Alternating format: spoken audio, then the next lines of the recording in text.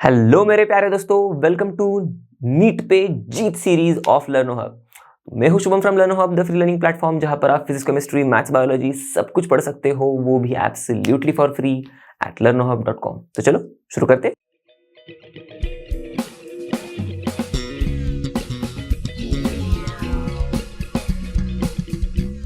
तो दोस्तों आज हम लोग इस वीडियो में मस्ट प्रैक्टिस क्वेश्चंस करेंगे, मतलब ऐसे क्वेश्चंस जो आप प्रैक्टिस जरूर करने चाहिए, आपको प्रैक्टिस जरूर करने चाहिए इस चैप्टर को पढ़ने के बाद। ओके, तो मैं आपको एडवाइस करूंगा कि आप बस इन्हीं क्वेश्चंस पर रिलाय बिल्कुल मत करना। मैंने बस ऐसे टाइप के क्वेश्चंस लिए हैं जैसे कि हम लोग ने PYQs में सॉल्व किए थे। Okay, most of the questions जो ऐसे हैं जो PYQ में हम लोग ने सॉल्व किए, वैसे डिफिकल्टी लेवल के, वैसे टाइप के थोड़े, क्योंकि हमें नीट को क्लियर करना है तो हमें नीट में क्वेश्चंस किस तरह से पूछे जाते हैं उस तरह के क्वेश्चंस को सॉल्व करने में थोड़ा ज्यादा फोकस करना है। ओके, कोई भी उठा के क्वेश्चन सॉल्व नहीं करते बैठना है, वो तो हमारा वेस्ट ऑफ टाइम हो जाएगा, वेस्ट ऑफ एफर्ट्स हो जाएंगे। हमें जिस एग्जाम को क्लियर करना है उसी एग्जाम के पॉइंट ऑफ व्यू से, उसी एग्जाम के ओरिएंटेड जो क्वेश्चंस है उनको सॉल्व करेंगे। ओके, तो ये जो मैंने 30 क्वेश्चंस कुछ लिए हैं तो उसमें से आपको एक फेयर आइडिया मिल ही जाएगा कि कैसे क्वेश्चंस आपको प्रैक्टिस करने हैं। उसी तरह से आप कई सारे आपको रिसोर्सेज अवेलेबल होंगे तो आप उन रिसोर्सेज से और भी प्रैक्टिस कीजिएगा। इन 30 क्वेश्चंस पर प्लीज डिपेंड मत रहिएगा। ओके, तो आई होप आपने इससे पहले PYQs का जो हम लोग ने क्वेश्चंस मिलके सॉल्व किए थे वो जरूर सॉल्व किए होंगे। ओके, आपको आइडिया लग गया होगा। उससे पहले आपने सबसे पहले तो आपने चैप्टर को अच्छे से पढ़ा होगा। जो भी आपको शायद डाउट्स रहे होंगे, आपने शायद कॉन्सेप्ट एड ऑन वीडियो भी देख लिया होगा, तो उससे आपके क्लियर हो गए होंगे। बाद में PYQs हम लोग ने सॉल्व किए हैं। अब हम लोग कुछ MPQ सॉल्व कर लेंगे तो थोड़ी और प्रैक्टिस बन जाएगी। और इसके बाद मैंने रिकमेंड किया आपको कि आप और थोड़े और क्वेश्चंस, मतलब और प्रैक्टिस जरूर कीजिएगा इस चैप्टर से रिलेटेड क्वेश्चंस को। ओके, तो चलो विदाउट वेस्टिंग मच टाइम शुरू करते हैं एंड लेट्स रॉक।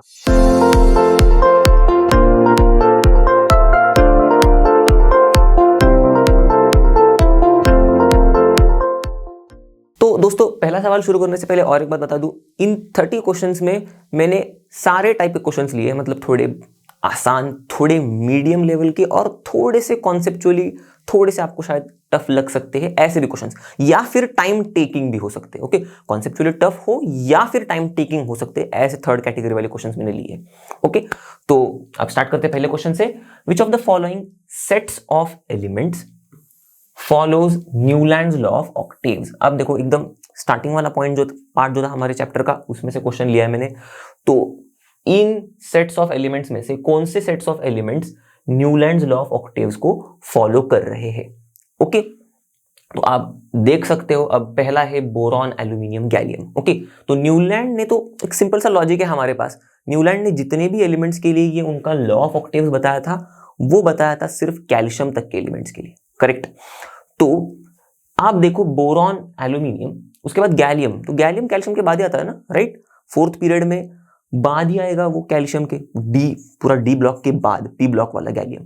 तो इसका मतलब भले बोरॉन और aluminium Newlands law of octaves को फॉलो कर रहे हैं, क्योंकि बोरॉन के नीचे ही बरोबर एल्यूमिनियम है। आप चाहो तो देख सकते हो, बोरॉन को अगर फर्स्ट एलिमेंट लेके पकड़ो तो 8वां एलिमेंट एल्यूमिनियम मिल जाएगा आपको। ओके, आप आगे आगे देख लेना, ओके, कैलकुलेट करके। जैसे कि बोरॉन के बाद कार्बन, नाइट्रोजन है, ऑक्सीजन है, फ्लोरीन है, नियॉन को नहीं लिया था उन्होंने उस टाइम पर। ओके, फिर सोडियम है और फिर मैग्नीशियम और फिर एल्यूमिनियम। तो देखो 1 2 3 4 5 6 7 8, तो 8वां एलिमेंट बरोबर बन रहा है। तो Newland law of octave boron, aluminium तो फॉलो कर रहे हैं, पर उसके बाद ओके नीचे गैलियम होता है, राइट, पीरियोडिक टेबल में। पर गैलियम तक पहुंचने के लिए यहाँ पर बीच में कुछ डी ब्लॉक वाले एलिमेंट्स आते हैं ना, राइट, यहाँ पर पोटेशियम और कैल्शियम के बाद, तो उसके बाद ही गैलियम आता है। और हमारा न्यूलैंड्स लॉ ऑफ ऑक्टेव्स तो सिर्फ कैल्शियम तक ही वैलिड है, उसके आगे के एलिमेंट्स के लिए वैलिड है ही नहीं। तो अपना ये पहला वाला जो सेट है ये तो फॉलो नहीं कर रहा है Newlands law of octaves. Okay, अब जो दूसरा वाला सेट है देखो, ऑक्सीजन, सल्फर, सेलेनियम। ओके, यहां पर सेम कहानी है। देखो ऑक्सीजन के बाद सल्फर, सल्फर के बाद नीचे सेलेनियम होगा, सेम कैल्शियम तक ही हमारे फॉलो करते हैं, भले ऑक्सीजन और सल्फर फॉलो कर रहे हैं। ओके, क्योंकि 8वां एलिमेंट हो गया, 1 2 3 4 5। ओके, फिर बाद में sodium, aluminium, silicon, phosphorus. Okay, तो 5 के बाद 6 7 ये 8, तो ये तो फॉलो हो रहा है। पर सेलेनियम वो तो गैलियम के, मतलब वो तो कैल्शियम के बाद ही है, तो ये फॉलो नहीं कर रहा है। तो ये सेट पूरा का पूरा फॉलो नहीं कर रहा है। सेम देखो कार्बन सिलिकॉन जर्मेनियम, ये भी नहीं फॉलो करेगा। कार्बन के बाद सिलिकॉन, उसके बाद नीचे जर्मेनियम। ओके, तो ये 1 से लेके ये 8 हो जाएगा। ओके, पर फिर भी जर्मेनियम तो कैल्शियम के बाहर है, कैल्शियम के बाद में आ रहा है, तो ये भी नहीं फॉलो करे। अब देखो बेरिलियम, मैग्नीशियम, कैल्शियम, तो देखो बेरिलियम, यहां पर है लिथियम, बेरिलियम, फिर बोरॉन, तो बेरिलियम, मैग्नीशियम और कैल्शियम, देखो ये फर्स्ट एलिमेंट है। ओके, फिर ये 8th एलिमेंट है, राइट। तो Newlands law of octaves follow कर रहा है। और अगर आप मैग्नीशियम को फर्स्ट एलिमेंट मानोगे तो आपको कैल्शियम भी 8th एलिमेंट मिल जाएगा। देखो 1 2 3 4 5, क्लोरीन 6, पोटेशियम 7, कैल्शियम 8। ओके, तो ये 3 एलिमेंट्स हमारे न्यूलैंड्स लॉ ऑफ ऑक्टेव्स को फॉलो कर रहे हैं। तो बस अब मैंने थोड़ा आराम से बताया आपको एग्जाम में। ओके, हार्डली 1 मिनट है एक क्वेश्चन को सॉल्व करने के लिए, हार्डली। तो जो आसान सवाल है मैं तो आपको रिकमेंड करूंगा कि आप बहुत फटाफट सॉल्व कीजिए उनको, बस 30-35 सेकंड में ही, उसके आसपास ही आप सॉल्व कर लो। उससे भी पहले सॉल्व कर पाओगे तो और भी अच्छा है, आपके पास डिफिकल्ट क्वेश्चंस के लिए टाइम बचेगा। ओके, क्योंकि हमें तो पूरे के पूरे 200 सवाल तक पहुंचना है ना भाई, आधे सवाल तक पहुंच के ही बाद में पेपर छोड़ना है, करेक्ट। तो वो तो आप मॉक टेस्ट वगैरह करके प्रैक्टिस कर लोगे। बस जो भी सवाल है मैं उनको डिटेल में थोड़ा समझा रहा हूँ, या फिर थोड़ा हर एक ऑप्शन का रीजन समझा रहा हूँ, इसीलिए हम लोग टाइम लगा रहे। आप खुद जब सॉल्व करोगे तो आपको फटाफट सॉल्व करना है। ओके, तो जिनका भी सही आंसर आ रहा है अच्छी बात है। तो आप एक बात और कि यहाँ पर आप क्वेश्चन को सॉल्व करने से पहले आप खुद पॉज कर लीजिएगा स्क्रीन, और उसके बाद आप खुद से एक बार ट्राई कर लीजिएगा, उसके बाद रिज्यूम कर लीजिएगा। तो जाके आपको आंसर जो मिलेगा, मैं जो बता रहा हूँ आंसर, वो आपका अगर आया होगा तो बहुत ही अच्छी बात है। अगर नहीं आया होगा तो आपको समझ में आ जाएगा कि भाई मैं कहाँ पर गलत हो रहा हूँ, मैं कहाँ पर गलत हो रही हूँ। तो उससे आपकी अंडरस्टैंडिंग बढ़ेगी, आप सीखोगे, राइट कॉन्सेप्ट को सीखोगे। गलत कॉन्सेप्ट से आप गलत आंसर तक पहुंचोगे तो राइट कॉन्सेप्ट से आप राइट आंसर तक पहुंचोगे। ओके, तो गलत होना आंसर का बहुत बड़ा भूकंप नहीं आ रहा है उससे, अच्छी बात है, आप सीख रहे हो। ओके, तो आप गलतियां आगे जाके नहीं करोगे। क्लियर? अगला सवाल देखते हैं। Modern periodic table is based on 1 atomic number, 2 increasing order of number of protons, 3 electronic configuration, 4 all of the above. Okay, तो ये भी देखो काफी सिंपल सा सवाल है, बस बेसिक कॉन्सेप्ट हमें पता होना चाहिए। देखो modern periodic table is based on increasing order of atomic number में हम लोग एलिमेंट्स को सजाते, तो ये बेस्ड ऑन एटॉमिक नंबर तो है ही। Increasing order of number of protons, number of protons जो होते हैं, ओके, कोई भी एलिमेंट में होता है एटॉमिक नंबर, राइट। तो ये तो सेम ही हो गया, increasing order of atomic number, तो ये भी तो सेम ही ऑप्शन है। ओके, इस पर भी बेस्ड है। इलेक्ट्रॉनिक कॉन्फ़िगरेशन, अरे बाप रे बाप, इसी पर तो बेस्ड है पूरा मॉडर्न पीरियोडिक टेबल, राइट। हर एक ग्रुप में हमें वही एलिमेंट्स मिलेंगे जिनके electronic configuration, outer electronic configuration similar है, तो इस पर भी ये बेस्ड है। तो ऑल ऑफ द अबव, तो ये देखो तीनों पर भी बेस्ड है, तो ऑल ऑफ द अबव ये हमारा करेक्ट ऑप्शन है, राइट। तो ये हमारा राइट आंसर है। क्लियर? फिर अगला, symbol as per IUPAC of the element. Okay, अब देखो सिंबल पूछा है as per IUPAC of the element placed just after actinide series. Okay, तो अब एक्टिनाइड सीरीज हमें पता होनी चाहिए। देखो क्वेश्चन थोड़ा सा घुमाया है, एकदम आसानी से सामने डायरेक्ट नहीं पूछा, पर सिंपल सा है। एक्टिनाइड सीरीज हमें पता है क्या होती है, थोरियम से लेके लॉरेंसियम तक। ओके, जो 14 एलिमेंट्स है इनको ही हम लोग एक्टिनाइड सीरीज बोलते हैं, राइट, एक्टिनॉइड्स बोलते हैं। तो थोरियम जो होता है, ओके, ये शुरू होता है 90 से, ओके, और लॉरेंसियम एंड होता है 103 पर। ओके, तो एक्टिनॉइड सीरीज में ये इतने थोरियम से लेके लॉरेंसियम तक है। अब बोला क्या है, symbol as per IUPAC of the element place just after actinide series. तो एक्टिनाइड सीरीज के जस्ट बाद में, ओके, 104th एलिमेंट होगा, करेक्ट, प्लेस किया हुआ होगा। तो 104th एलिमेंट का ये पूछ रहे हैं symbol as per IUPAC. Clear हो गई बात? तो 104 का सिंबल कैसे होगा? अब हमको नाम पता होना चाहिए आयुपैक का नॉमेनक्लेचर। तो हमें पता है 1 मतलब अन, 0 मतलब नील और 4 मतलब क्वाड। तो नाम ऐसा है क्वाडियम, ओके, अन नील क्वाडियम। अब सिंबल में अन का यू, नील का एन, क्वाड का क्यू, यू एन क्यू। और सिंबल में पहला, नाम में जैसे पहला लेटर कैपिटल है, सिंबल में पहला लेटर कैपिटल, तो यू एन क्यू हमारा राइट सिंबल होगा। ढूंढो यू एन क्यू, खत्म। ओके, यही हमारा राइट आंसर है। क्लियर हो गई बात? तो काफी सिंपल मतलब काफी बेसिक सा कॉन्सेप्ट है, थोड़ा सा दिमाग लगाना है, घुमा के भी क्वेश्चन अगर रहेगा तो भी हम लोग सॉल्व कर सकते हैं उनको। Which of the following set of elements belongs to same period? Okay, अब आसान है काफी, बस आप ऑप्शंस देखो। सेम पीरियड से कौन से एलिमेंट्स बिलोंग कर रहे हैं इन चारों में से। ओके, तो जिंक, कैडमियम, मर्क्यूरी। अब देखो मैंने बताया था डी ब्लॉक एलिमेंट्स के केस में ये जिंक, कैडमियम और मर्क्यूरी जो है, क्योंकि ये एक्चुअल में ट्रांजिशन एलिमेंट्स है नहीं। ओके, ये डी ब्लॉक एलिमेंट्स है पर ट्रांजिशन नहीं है। ओके, तो ये कैसे थे, ये ऐसे थे ना, जिंक, कैडमियम, मर्क्यूरी एक दूसरे के नीचे एक ग्रुप में थे, तो ये तो एक सेम पीरियड में तो हो ही नहीं सकते ना। Which of the following set of elements belongs to same period पूछा है। ओके, तो ये तो सेम पीरियड में नहीं है, चलो कट। फिर पोटेशियम, कैल्शियम, कॉपर, राइट। देखो पोटेशियम के बाद आता है कैल्शियम, चलो एक पीरियड में ही है। और कैल्शियम के बाद 3D सीरीज शुरू होती है, स्कैंडियम, टाइटेनियम, वैनाडियम वाली सीरीज, वो जाती है जाते कॉपर और जिंक तक एंड होती है, राइट। आपको अगर नाम पता होंगे पूरे के पूरे एलिमेंट्स के तो आपको समझ में आ जाएगा। अगर पीरियोडिक टेबल भी रेफर कर लोगे तो भी आपको समझ में आ जाएगा, पर मैं रिकमेंड करूंगा आप नाम भी याद कर लेना जरूर, बिल्कुल। ओके, वैसे तो नाम याद हो ही जाएंगे आगे के चैप्टर्स पढ़ते पढ़ते, पर अभी से नाम याद कर लो, क्वेश्चन को सॉल्व करने में आसानी हो जाएगी, आपको क्वेश्चन सॉल्व हो पाएंगे आपसे। ओके, तो कैल्शियम के बाद फिर 3D सीरीज शुरू होती है स्कैंडियम से जिंक तक। जिंक से पहला वाला एलिमेंट होता है कॉपर, तो देखो एक ही पीरियड में तो है, राइट। तो यस, ये हमारा एक पीरियड में है। चलो आगे के भी देख लेते हैं ऑप्शंस। Francium, radium, cerium. अब देखो फ्रांसियम तो है ये फर्स्ट ग्रुप 1 वाले में। Okay, lithium, लिनाक, RBCs, Fra.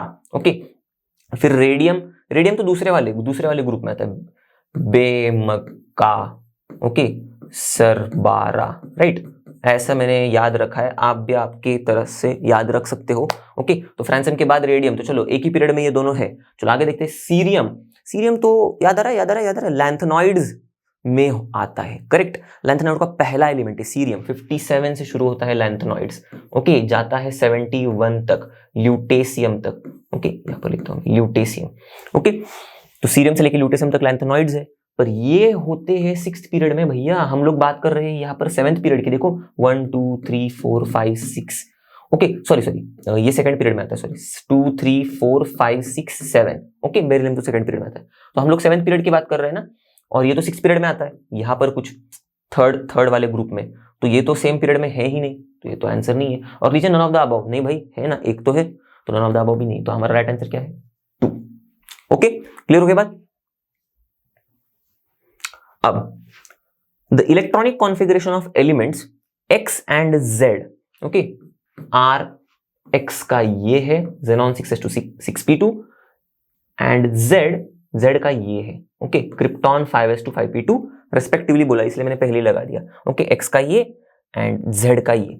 Okay, what is the position of element x with respect to element z? Okay, x की position with respect to z पूछी है।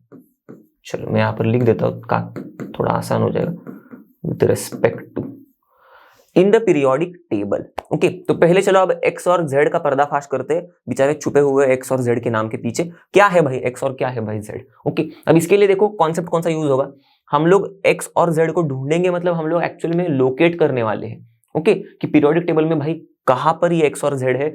एक बार हमको पता चल गया कि भाई ये x और z कहाँ के एलिमेंट्स है, ओके, इनका पीरियड नंबर और ग्रुप नंबर पता चल गया ना हम लोग को, तो हम लोग को एलिमेंट भी पता चल जाएगा, करेक्ट। देखो ना, अगर पीरियड 3 में है, ग्रुप 3 में है, तो हम लोग बता पाएंगे ना कौन सा वाला एलिमेंट है ये। ऐसे ही x का और z का ढूंढेंगे, कौन से पीरियड में कौन से ग्रुप में, लोकेशन एकदम फिक्स कर दिया, एलिमेंट पता चल जाएगा, x और z का नकाब उतर जाएगा। तो चलो x क्या है, xenon 6s2 6p2। तो अब यहां पर हम लोग क्या करेंगे, लोकेशन ढूंढने के लिए एलिमेंट का हम लोग इलेक्ट्रॉनिक कॉन्फ़िगरेशन दिया होगा, तो बहुत ही अच्छा बात है। तो पहले हम लोग पीरियड नंबर ढूंढते, तो पीरियड नंबर क्या होता है, अब यहाँ पर तो इनर्ट गैस का कॉन्फ़िगरेशन है यहाँ तक। ओके, तो जेनॉन तक मतलब यहाँ तक 5p6 तक भर रहे। ओके, क्योंकि देखो helium, neon, argon, krypton, xenon. Okay, तो first period, second, third, fourth, fifth, तो फिफ्थ पीरियड में लास्ट में 5p6 में जेनॉन के इलेक्ट्रॉन जाएंगे। उसके बाद 6th पीरियड में 6 से शुरू हो जाएगा, तो देखो 6s2 6p2, करेक्ट। तो पूरे इलेक्ट्रॉनिक कॉन्फ़िगरेशन को अगर आप देखोगे ध्यान से, तो 5 के बाद ही, 5th पीरियड के बाद ही 6th पीरियड का 6th शेल शुरू होता है, मतलब 5th पीरियड के बाद ही 6th पीरियड में 6th शेल शुरू होता है फिल होना। तो आउटर मोस्ट शेल हमें क्या मिल रहा है, 6th है। हमने पढ़ा है पीरियड नंबर मतलब आउटर मोस्ट शेल, उस पर्टिकुलर एलिमेंट का जिसमें इलेक्ट्रॉन्स उड़ी मार रहे हैं। ओके, तो ये आउटर मोस्ट शेल है 6th, तो ये उसका पीरियड नंबर हो गया। तो सब चलो x मिल गया हमें, उसका पीरियड नंबर क्या है भाई 6 है। ओके, अब ग्रुप नंबर ढूंढते हैं इसका। ग्रुप नंबर ढूंढने से पहले ब्लॉक ढूंढना पड़ता है, बाद में ग्रुप नंबर पे उड़ी मार सकते हैं। तो ब्लॉक क्या होगा इसका भाई, तो देखो इलेक्ट्रॉन कौन से ऑर्बिटल में, लास्ट इलेक्ट्रॉन कौन से ऑर्बिटल में उड़ी मार रहा है वो देखना है हमें। इलेक्ट्रॉनिक कॉन्फ़िगरेशन से पता चल जाता है। तो यहाँ पर देखो 5p6 तक पूरा भर जाएगा। ओके, आप वो प्रिंसिपल फॉलो करो, आपको समझ में आ जाएगा कि 1s से लेके 5p तक ज़ेनॉन तक उसका कॉन्फ़िगरेशन है। ओके, उसके बाद 6s में जा रहा है और उसके बाद 6p में इलेक्ट्रॉन जा रहे हैं। तो किस में जा रहे हैं? लास्ट वाले इलेक्ट्रॉन 6p में जा रहे हैं। तो p में जा रहे हैं, तो लास्ट वाला इलेक्ट्रॉन जिस ऑर्बिटल में जा रहा है उस ब्लॉक, वो ब्लॉक में होता है, वो p ऑर्बिटल में जा रहा है, p ब्लॉक का एलिमेंट है। चलो, p ब्लॉक का है। अब हम लोग ग्रुप नंबर पे आएंगे। अब p ब्लॉक के एलिमेंट का ग्रुप नंबर कैसे ढूंढते हैं? 10 plus number of valence electrons कर देंगे। तो मैंने 10 तो रेडी रख लिया यहाँ पर।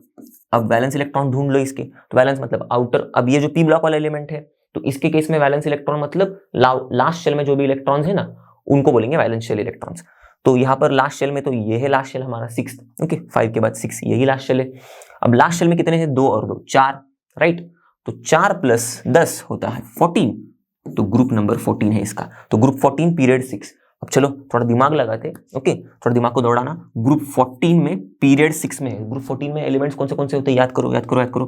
Carbon, silicon, germanium, tin, lead, okay. Flerovium इसकी तो जरूरत है नहीं, पर फिर भी ओके, ये है ग्रुप 14 वाले एलिमेंट्स, ओके। कासिगे, सनपर्ब, फ्ले।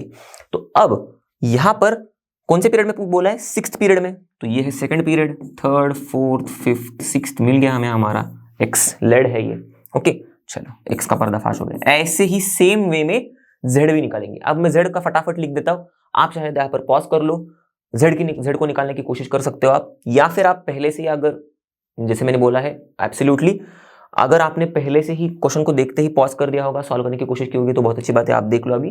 जिनको ऐसा लग रहा होगा कि मतलब जिन्होंने सॉल्व करने की ट्राई किया होगा पर समझ ही नहीं आया होगा, तो वो अभी देख सकते हैं कैसे सॉल्व करना है। तो अभी आधा तो चीज समझ में आ गया होगा आपको कि एक्स कैसे ढूंढना मैंने, उसी तरह से जेड ढूंढना है, सिंपल सी चीज है। तो same period number last krypton में 4p6 तक जाएगा इलेक्ट्रॉन, राइट। तो उसके बाद 5 में भरना शुरू होंगे, तो 5s और 5p2 दिख रहा है, ओके। तो 5 हमारा आउटर मोस्ट शेल है, क्योंकि सबसे बड़ा प्रिंसिपल क्वांटम नंबर, मतलब principal quantum number shell number सबसे बड़ा वाला कौन सा है? 5 है, ओके, हमारे इलेक्ट्रॉनिक कॉन्फ़िगरेशन में, ओके। ये जो ns np2 है, तो n क्या है? Principal quantum number. सबसे ज्यादा वैल्यू कौन सी है? n की 5 है। तो 5 ही हमारा क्या है? लास्ट शेल है, ओके। इसलिए मैंने सिंपल बताया था, लास्ट शेल का जो नंबर होता है, ओके, वही होता है हमारा period number.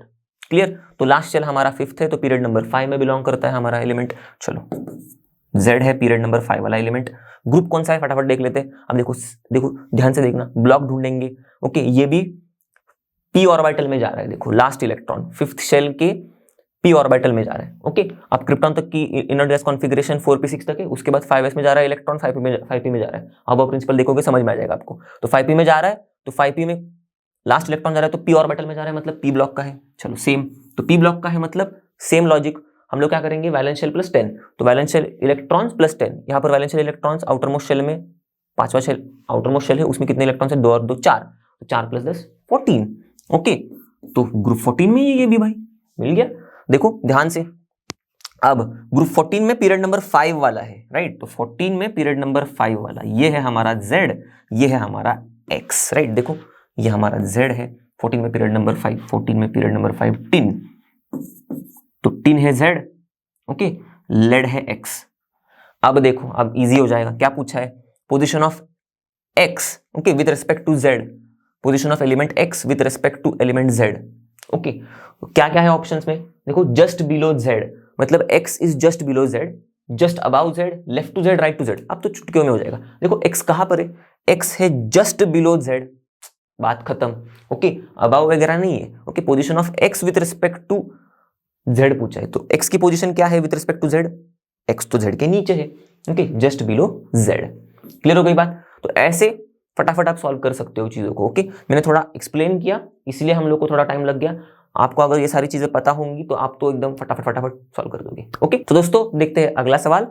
Which 2 elements are in same period as well as same group, okay, of the modern periodic table. अब देखो, ये सेम पीरियड और सेम ग्रुप में कौन से 2 एलिमेंट्स से पूछ रहे, दिमाग में एक ही सेकंड में क्लिक होना चाहिए, अरे ऐसे कौन से एलिमेंट्स होंगे जो सेम पीरियड और सेम ग्रुप में होते हैं? लैंथेनॉइड्स, एक्टिनॉइड्स, खत्म बात, करेक्ट।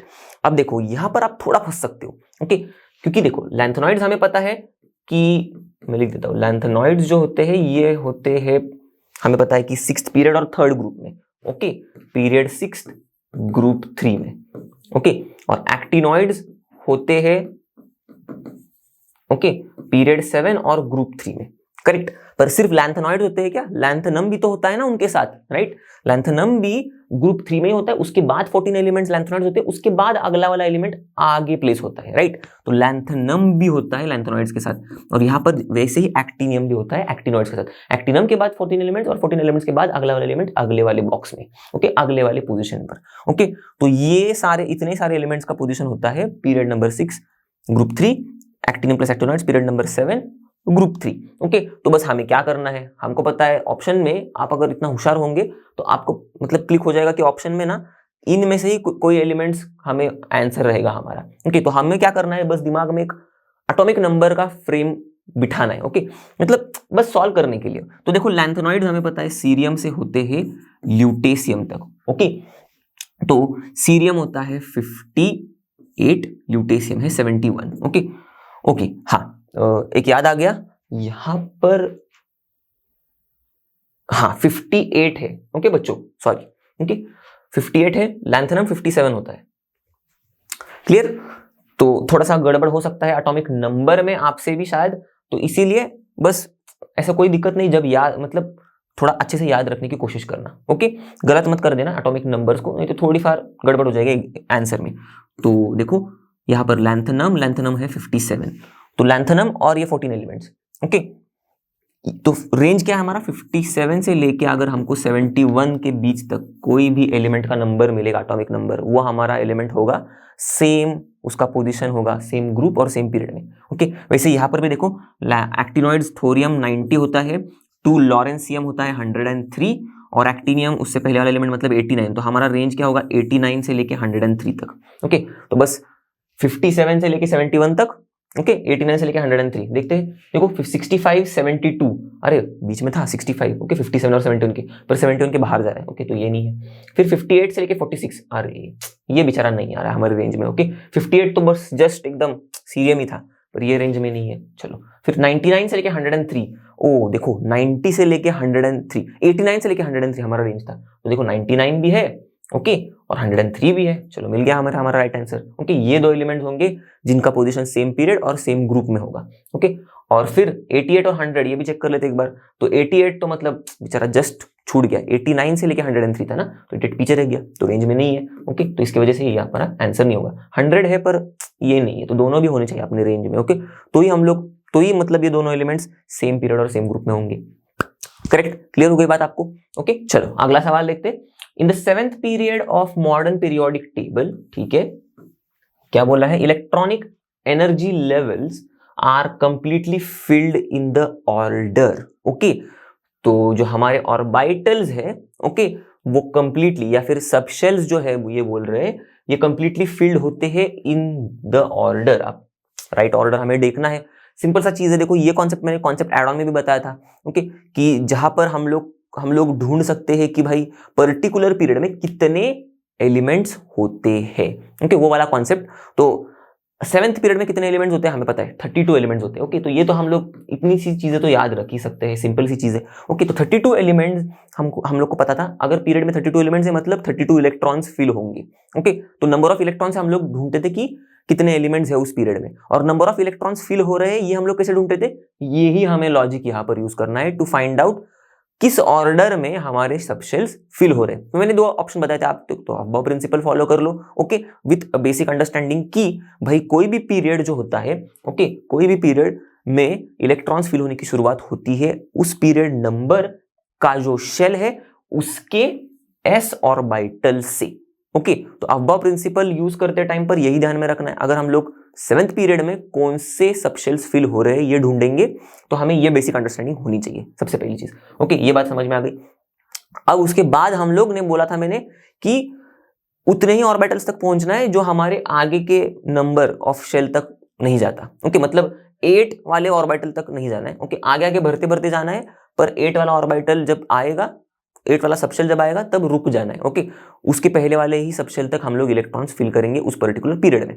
तो अब सिंपल सी चीज़ है, अगर आपने एकदम दिमाग में स्कैन कर लिया होगा पीरियोडिक टेबल, आपको अच्छे से समझ में आया होगा पीरियोडिक टेबल, ओके, तो आप तो एकदम फटाफट बता दोगे कि भाई सर देखो यहाँ पर होते हैं एस ब्लॉक वाले एलिमेंट्स, तो यहाँ पर 7s1 होगा, 7s2 होगा, तो एस तो फुल हो गया, 7s तो फुल हो रहा है, ओके। ऑर्डर में भी बताओगे आप, ओके। उसके बाद सर क्या होता है, देखो ग्रुप 3 में लैंथेनॉइड्स एक्टिनॉइड्स होते हैं ना, तो यहाँ पर एक्टिनॉइड्स होते हैं, ओके। तो एक्टिनियम में इलेक्ट्रॉन तो जाता है डी में, पर उसके बाद एफ पूरा भर के ही निकलता है, ओके। यहाँ पर तो एफ भर के निकलेगा, तो कौन सा वाला एफ निकलेगा, ओके। जो एफ ऑर्बिटल्स, जो एफ ब्लॉक एलिमेंट्स है उनमें n-2 एफ वाले ऑर्बिटल्स भरते हैं, तो n मतलब हमारा जो हाईएस्ट प्रिंसिपल क्वांटम नंबर होता है वो, तो 7th पीरियड में हाईएस्ट प्रिंसिपल क्वांटम नंबर 7 होगा, तो 7-2 कर दिया, एफ मिल गया सर हमको, चलो 5f। और उसके बाद फिर डी वाले सब एलिमेंट्स भरते जाएंगे, मतलब डी ऑर्बिटल भरेंगे, ओके। तो 6d की शुरुआत तो एक्टिनियम से हो गई थी, पर यहाँ पर 6d भी पूरा का पूरा भर जाएगा, ओके। तो 7s2 हो जाएगा, 5f14 हो जाएगा, 6d10 यहाँ तक हो जाएगा। उसके बाद सर पी ब्लॉक वाले एलिमेंट्स आते हैं, ओके। यहाँ पर थे एफ ब्लॉक, यहाँ पर है डी ब्लॉक, उसके बाद पी ब्लॉक में तो हमें पता है उसी principal quantum, highest principal quantum number का पी ऑर्बिटल भरता है, तो यहाँ पर 7p भरेगा, तो चलो 7p6, तो इसी ऑर्डर में फिल हो रहे हैं, देखो 7s 5f 6d 7p, okay. कहां पर मिल रहा है हमें 7s 5f 6d 7p, तो ये हमारा राइट आंसर है, ओके। तो इस वाले मेथड से शायद आपको अगर मुश्किल लग रहा होगा तो आप अब्बा प्रिंसिपल लिख लो, अब्बा प्रिंसिपल सबको पता है, okay. 1s 2s 3s 4s 5s 6s 7s, okay. फिर 2p 3p 3d 4p 4d 4f 5p 5d 5f, okay.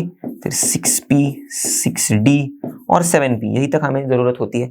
तो देखो 7s से शुरुआत होगी, यहां से शुरुआत होगी इलेक्ट्रॉन फिल होना, यहां से किस कहा जाएगा पीछे 5f में, ओके। तो मैंने क्या बोला था 7s से शुरुआत करनी है, क्योंकि हर एक पीरियड में इलेक्ट्रॉन फिल होने की शुरुआत होगी उस पर्टिकुलर पीरियड नंबर जो होगा उस शेल से, उसके एस ऑर्बिटल से।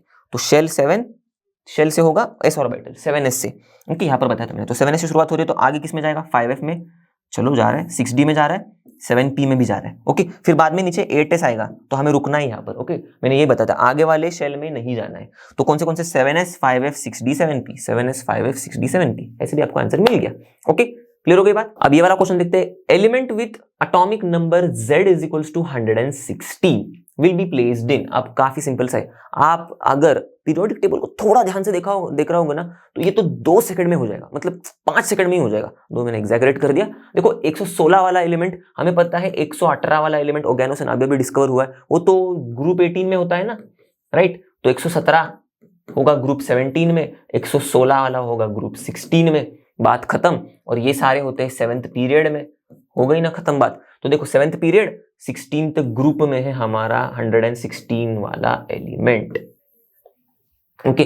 तो element with atomic number z is equal to 116 will be placed in 7th period 16th group. कहां पर है देखो answer, 7th period group 18, 7th period 16th group, right.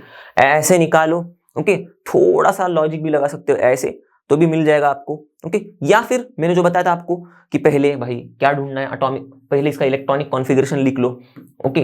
फिर इलेक्ट्रॉनिक कॉन्फ़िगरेशन से क्या निकाल सकते हैं हम लोग, पीरियड नंबर निकालो सबसे पहले, उसके बाद ब्लॉक ढूंढो कौन से ब्लॉक में है, और उसके बाद ब्लॉक ढूंढने के बाद ब्लॉक की मदद से हम ग्रुप नंबर ढूंढ सकते हैं। तो पीरियड नंबर मिल गया, ग्रुप नंबर मिल गया, तो आप बता दोगे इस आंसर को, ओके। तो ये कैसे करेंगे हम लोग, 116 का इलेक्ट्रॉनिक कॉन्फ़िगरेशन फटाफट बता देता हूं मैं, ओके। तो इलेक्ट्रॉनिक कॉन्फ़िगरेशन लिखना मतलब बहुत बड़ी बात नहीं है, ओके। क्या करना है, इनर्ट गैस को ढूंढना है, इस एटॉमिक नंबर के सबसे करीब वाला इनर्ट गैस कौन सा होता है। देखो ये तो 7th पीरियड में है ना, तो इसका सबसे करीब वाला तो 6th पीरियड में खत्म हो गया रहेगा इनर्ट गैस, ओके। इसके बाद ही सारे एलिमेंट्स की शुरुआत होती है ना, मतलब 6th पीरियड वाला जो इनर्ट गैस होगा उसके बाद ही 7th पीरियड वाले एलिमेंट्स में इलेक्ट्रॉन फिल होना शुरू होगा। तो 6th पीरियड में कौन सा होता है भाई, देखो helium, neon, argon, krypton, xenon, radon, okay. तो 1 2 3 4 5 6 तो होता है रेडॉन, ऑर्गेनोसन के ऊपर रेडॉन, सिंपल। तो रेडॉन में कितने कहां तक इलेक्ट्रॉन्स फिल होंगे, 118 है, -32 कर दो, ओके, क्योंकि यहाँ पर 32 एलिमेंट्स होते हैं। या फिर आप हर एक में से ऐड करते करते जाओ रेडॉन का एटॉमिक नंबर ढूंढने के लिए। तो देखो 2 हीलियम है, नियॉन होगा 10, क्योंकि +8 करेंगे, इसमें 8 एलिमेंट्स होते हैं, फिर इसमें भी 8 एलिमेंट्स होते हैं 3rd पीरियड में भी, तो 18 हो जाएगा। इसमें 18 होते हैं तो हो जाएगा 36, इसमें भी 18 होते हैं तो 56 - 2 54, ओके। तो देखो 1st 2nd 3rd 4th 5th okay, fourth fifth में 18, अब सिक्स्थ में होते हैं 32, ओके, सेवेंथ में भी 32, तो 6 में 32 होते हैं तो 54 प्लस 32 हो जाएगा 84, 86, रेडॉन 86 मिल गया। तो रेडॉन ओके 86 तक अब हम लोग ने इलेक्ट्रॉन्स भर दिए 116 में से, ऐसे समझ लो आप, बात सिंपल हो गई। अब उसके बाद कितने इलेक्ट्रॉन्स बचे देखो, 86 से लेके 106, अब 86 ओके 96 106 116 बोला, सॉरी मैंने, ओके 106 बोला, तो 96 106 20 हो गए 116, ओके 30 हो गए, तो 30 इलेक्ट्रॉन्स का बस अब फिलिंग करना है। कैसे करेंगे, रेडॉन के बाद हम लोग ने अभी भी देखा था 7th पीरियड में कौन से शेल्स फिल होते हैं, 7s 5f, ओके सॉरी यहाँ पर ऐसे नहीं लिखना है, ओके बस मैं दिखाता हूँ यहाँ पर 7s 5f 6d और 7p, ऐसे शेल्स ऐसे ऑर्डर में फिल होंगे। लिखते टाइम पर ऑर्डर एकदम अच्छे से लिखना है, एकदम इंक्रीजिंग ऑर्डर में लिखना है। तो 7s में 30 भरना है ना, तो भर दो फटाफट एकदम, तो 30 में से 2 इसमें गए, 28 बचे, राइट, 28 में से 14 इसमें भर सकते, चलो भर दो पूरे के पूरे 14, तो 16 हो गए, ओके, तो सॉरी 28 में से आप 14, 30 में से 2 भरे यहाँ पर गए, ओके, फिर 28 में से 14 भरे, ओके 14 जा सकते थे आराम से, तो 14 भरे तो बचे कितने 14, फिर से इसमें 10 भर दिए, ओके, तो अब बचे कितने आप 4, तो 7p4 हो गया।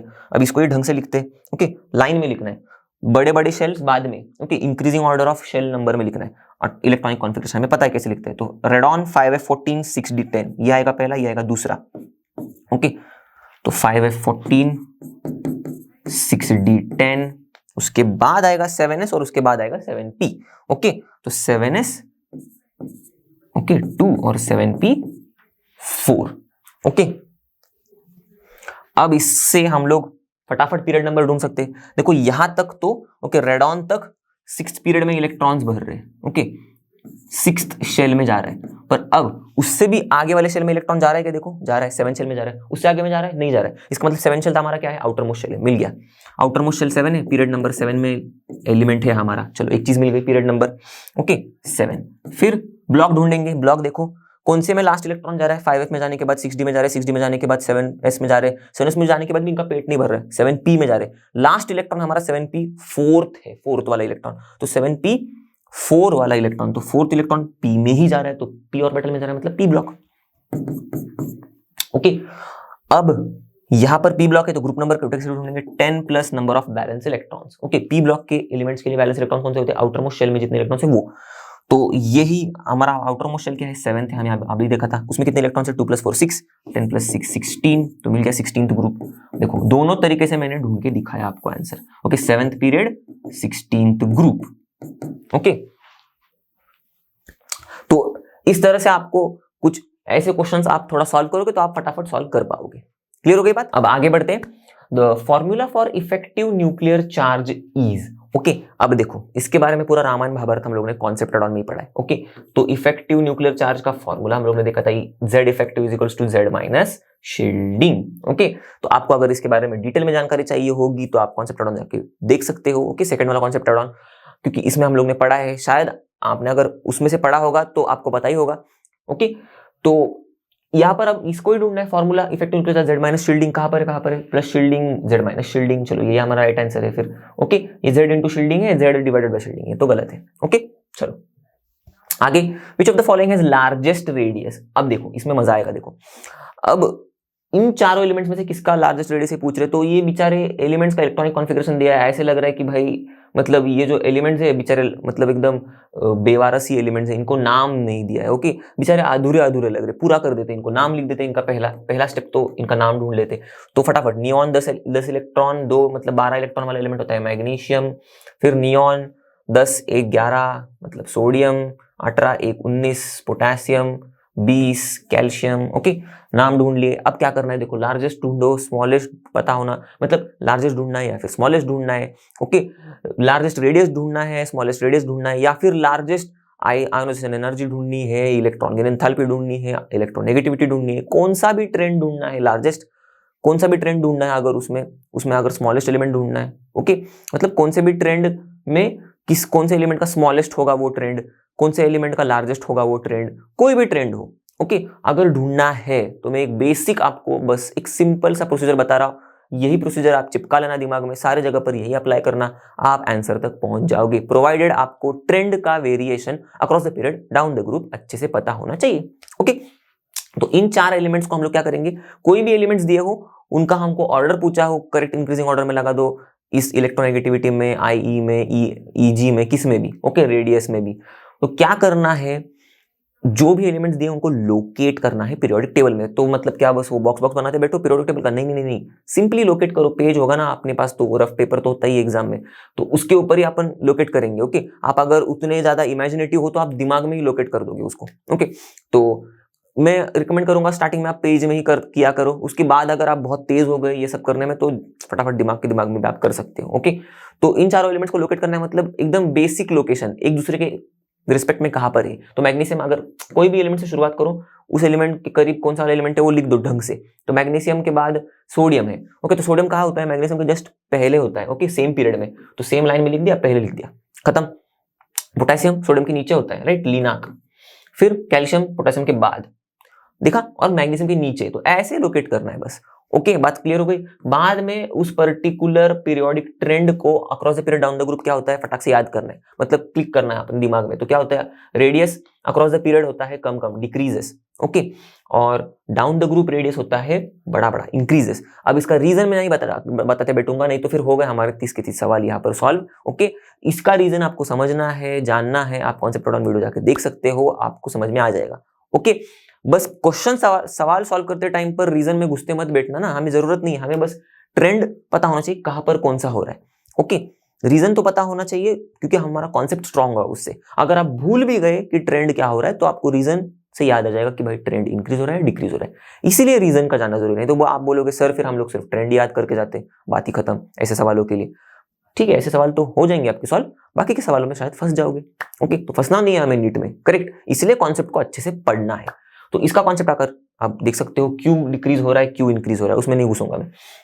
ओके, अब यहां पर हमें क्या करना है, इससे हमें क्या पता चल रहा है, देखो अक्रॉस द पीरियड साइज कम कम हो रही है, तो मैग्नीशियम की साइज, ओके, ऐसे अक्रॉस द पीरियड जा रहे हैं तो साइज कम हो रही है, तो मैग्नीशियम की साइज कम होगी than sodium, right. Imagination power थोड़ा बढ़ाना है हमें, तो सोडियम के कंपैरिजन में मैग्नीशियम की साइज कम है। वैसे ही कैल्शियम के कंपैरिजन, मतलब पोटेशियम के कंपैरिजन में कैल्शियम की साइज कम होगी, राइट।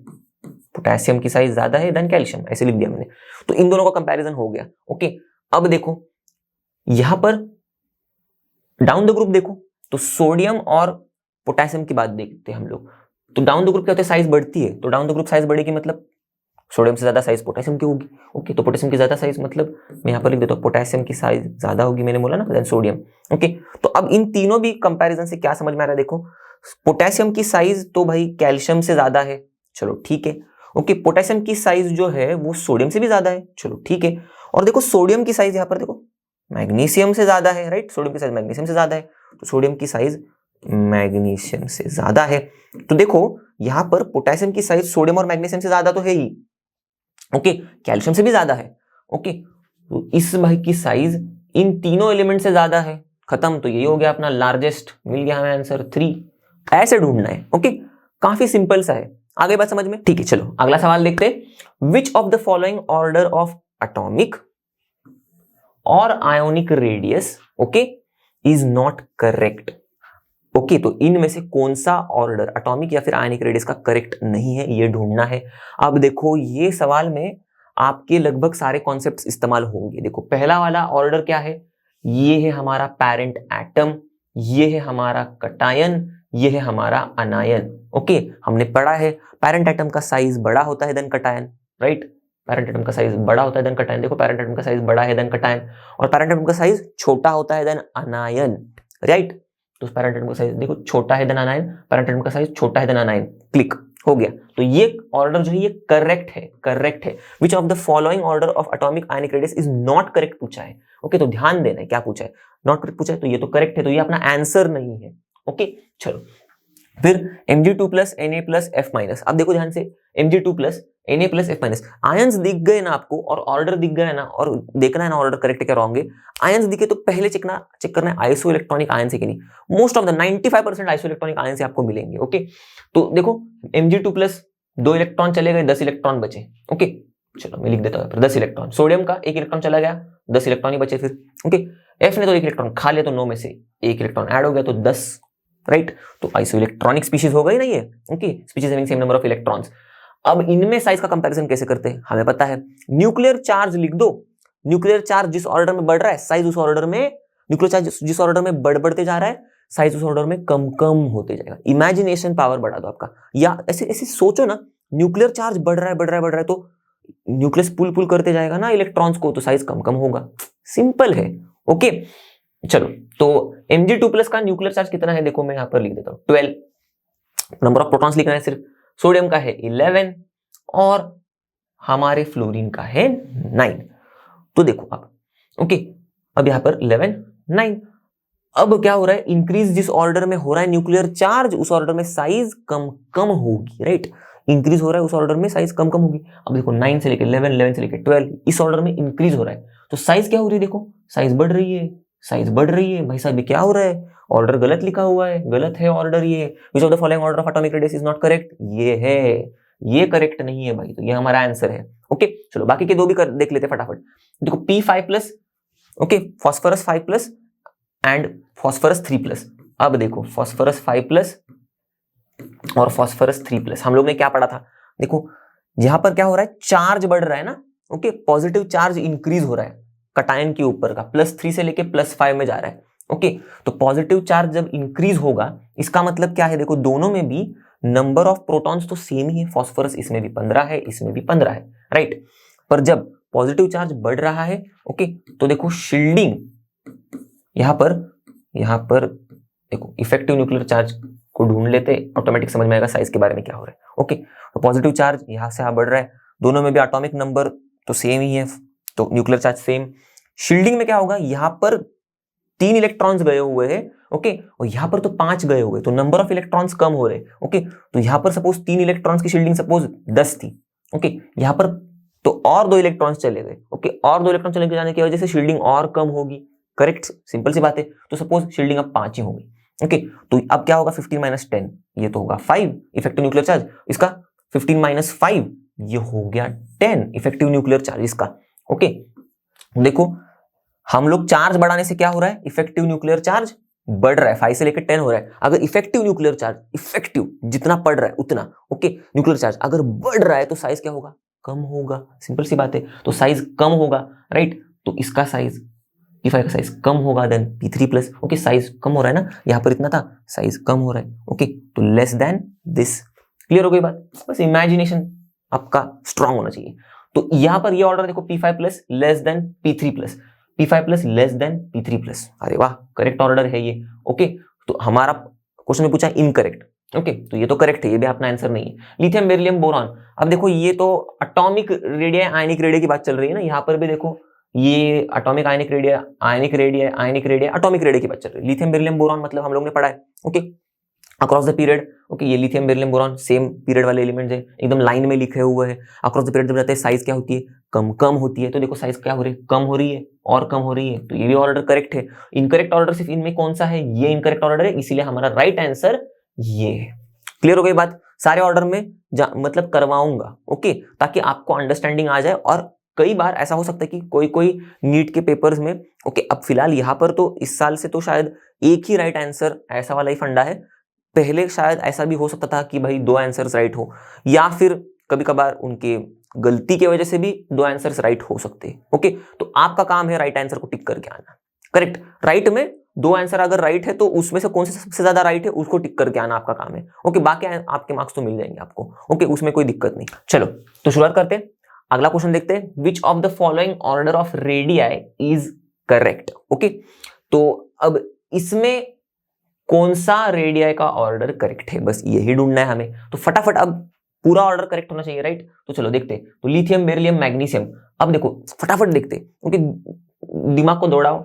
लिथियम का साइज छोटा है देन बेरिलियम, ओके, या फिर लिथियम से साइज बेरिलियम का बड़ा होता है, ये कहां से हो गया। देखो यहां पर हमें तो पता है लिथियम के बाद आता है बेरिलियम, फिर बोरॉन, कार्बन, नाइट्रोजन, ऐसे ही। और अक्रॉस द पीरियड हम लोग जब जाते हैं तब साइज क्या होता है, छोटा छोटा होता है, राइट। एटॉमिक रेडियस क्या होता है, छोटा छोटा होता है। तो इसका मतलब साइज इसका है इतना, तो इसका छोटा होगा, कम होगा ना, तो छोटा कम हो गया साइज, राइट। तो इसका तो छोटा है साइज इससे, ओके, तो लिथियम का तो बड़ा है साइज देन बेरिलियम, पर यहाँ पर तो लिथियम को कम है दिखा है size than beryllium, right. Lithium is greater than beryllium और lithium is less than beryllium दिखा है यहाँ पर, यही गलत है, तो ऑर्डर हमारा इधर ही गलत। चलो आगे बढ़ते हैं। ऐसे एग्जाम में भी आपको बस घुसना नहीं है उस क्वेश्चन में, ओके। आधे मिनट से भी मतलब 1 मिनट का टाइम है ऑलमोस्ट एक क्वेश्चन को सॉल्व करने के लिए, ऊपर से ये इनऑर्गेनिक है, ओके। अब देखो इसमें तो कुछ कैलकुलेशन करना है नहीं, कुछ नहीं, बस कॉन्सेप्ट यूज करना है और आंसर पर पहुंचना है फटाफट। बाकी के फिजिक्स में आपको कैलकुलेट करना पड़ेगा कुछ चीजों को, ऑर्गेनिक में आपको रिएक्शंस लिख के देखनी पड़ेंगी शायद कि फटाफट कैसे हो रहा है, ओके। तो बायो में तो फटाफट आप कर लोगे, पर ये भी आपका टाइम सेवर है। जैसे बायो आपका टाइम सेवर है कि फटाफट फटाफट आपको अगर पता होगा आंसर्स, कॉन्सेप्ट एकदम क्रिस्टल क्लियर होंगे आपके, एकदम अच्छे से पता होगा आपको, तो आप फटाफट आंसर सॉल्व कर सकते हो, मतलब क्वेश्चन सॉल्व कर सकते हो। वैसे ही इनऑर्गेनिक भी है, आपका टाइम सेवर है ये, ओके। तो बाकी के जो डिफिकल्ट फिजिक्स वाले क्वेश्चन होंगे या फिर ऑर्गेनिक वाले क्वेश्चन होंगे उनको अटेम्प्ट करने के लिए, या फिर बायो वाले क्वेश्चन होंगे जिनमें थोड़ा सोचना होगा ज्यादा, उनको अटेम्प्ट करने के लिए आपको टाइम इनऑर्गेनिक देगा, ओके। तो यहां पर क्या करना है मैंने बताया, फटाफट जहां पर गलत दिख रहा है आगे जाना ही नहीं है, ओके।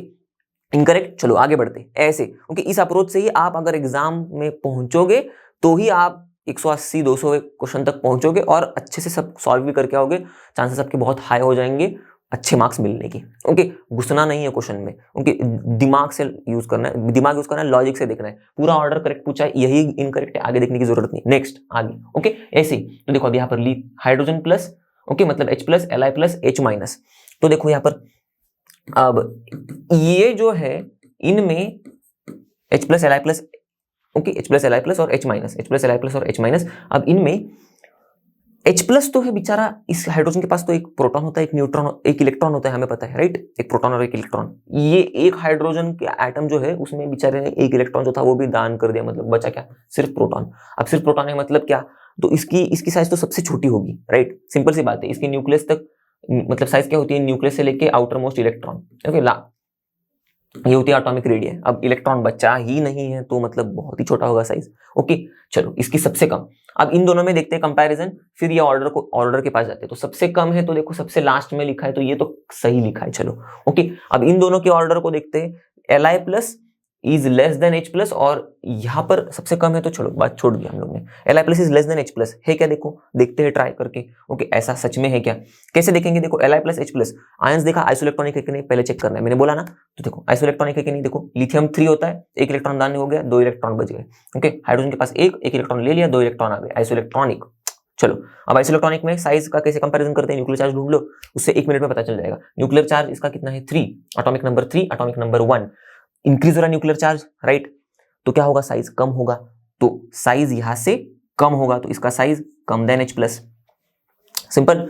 अब देखो Li plus is less then H plus है क्या, Li plus is less then H plus, बिल्कुल है, ओके।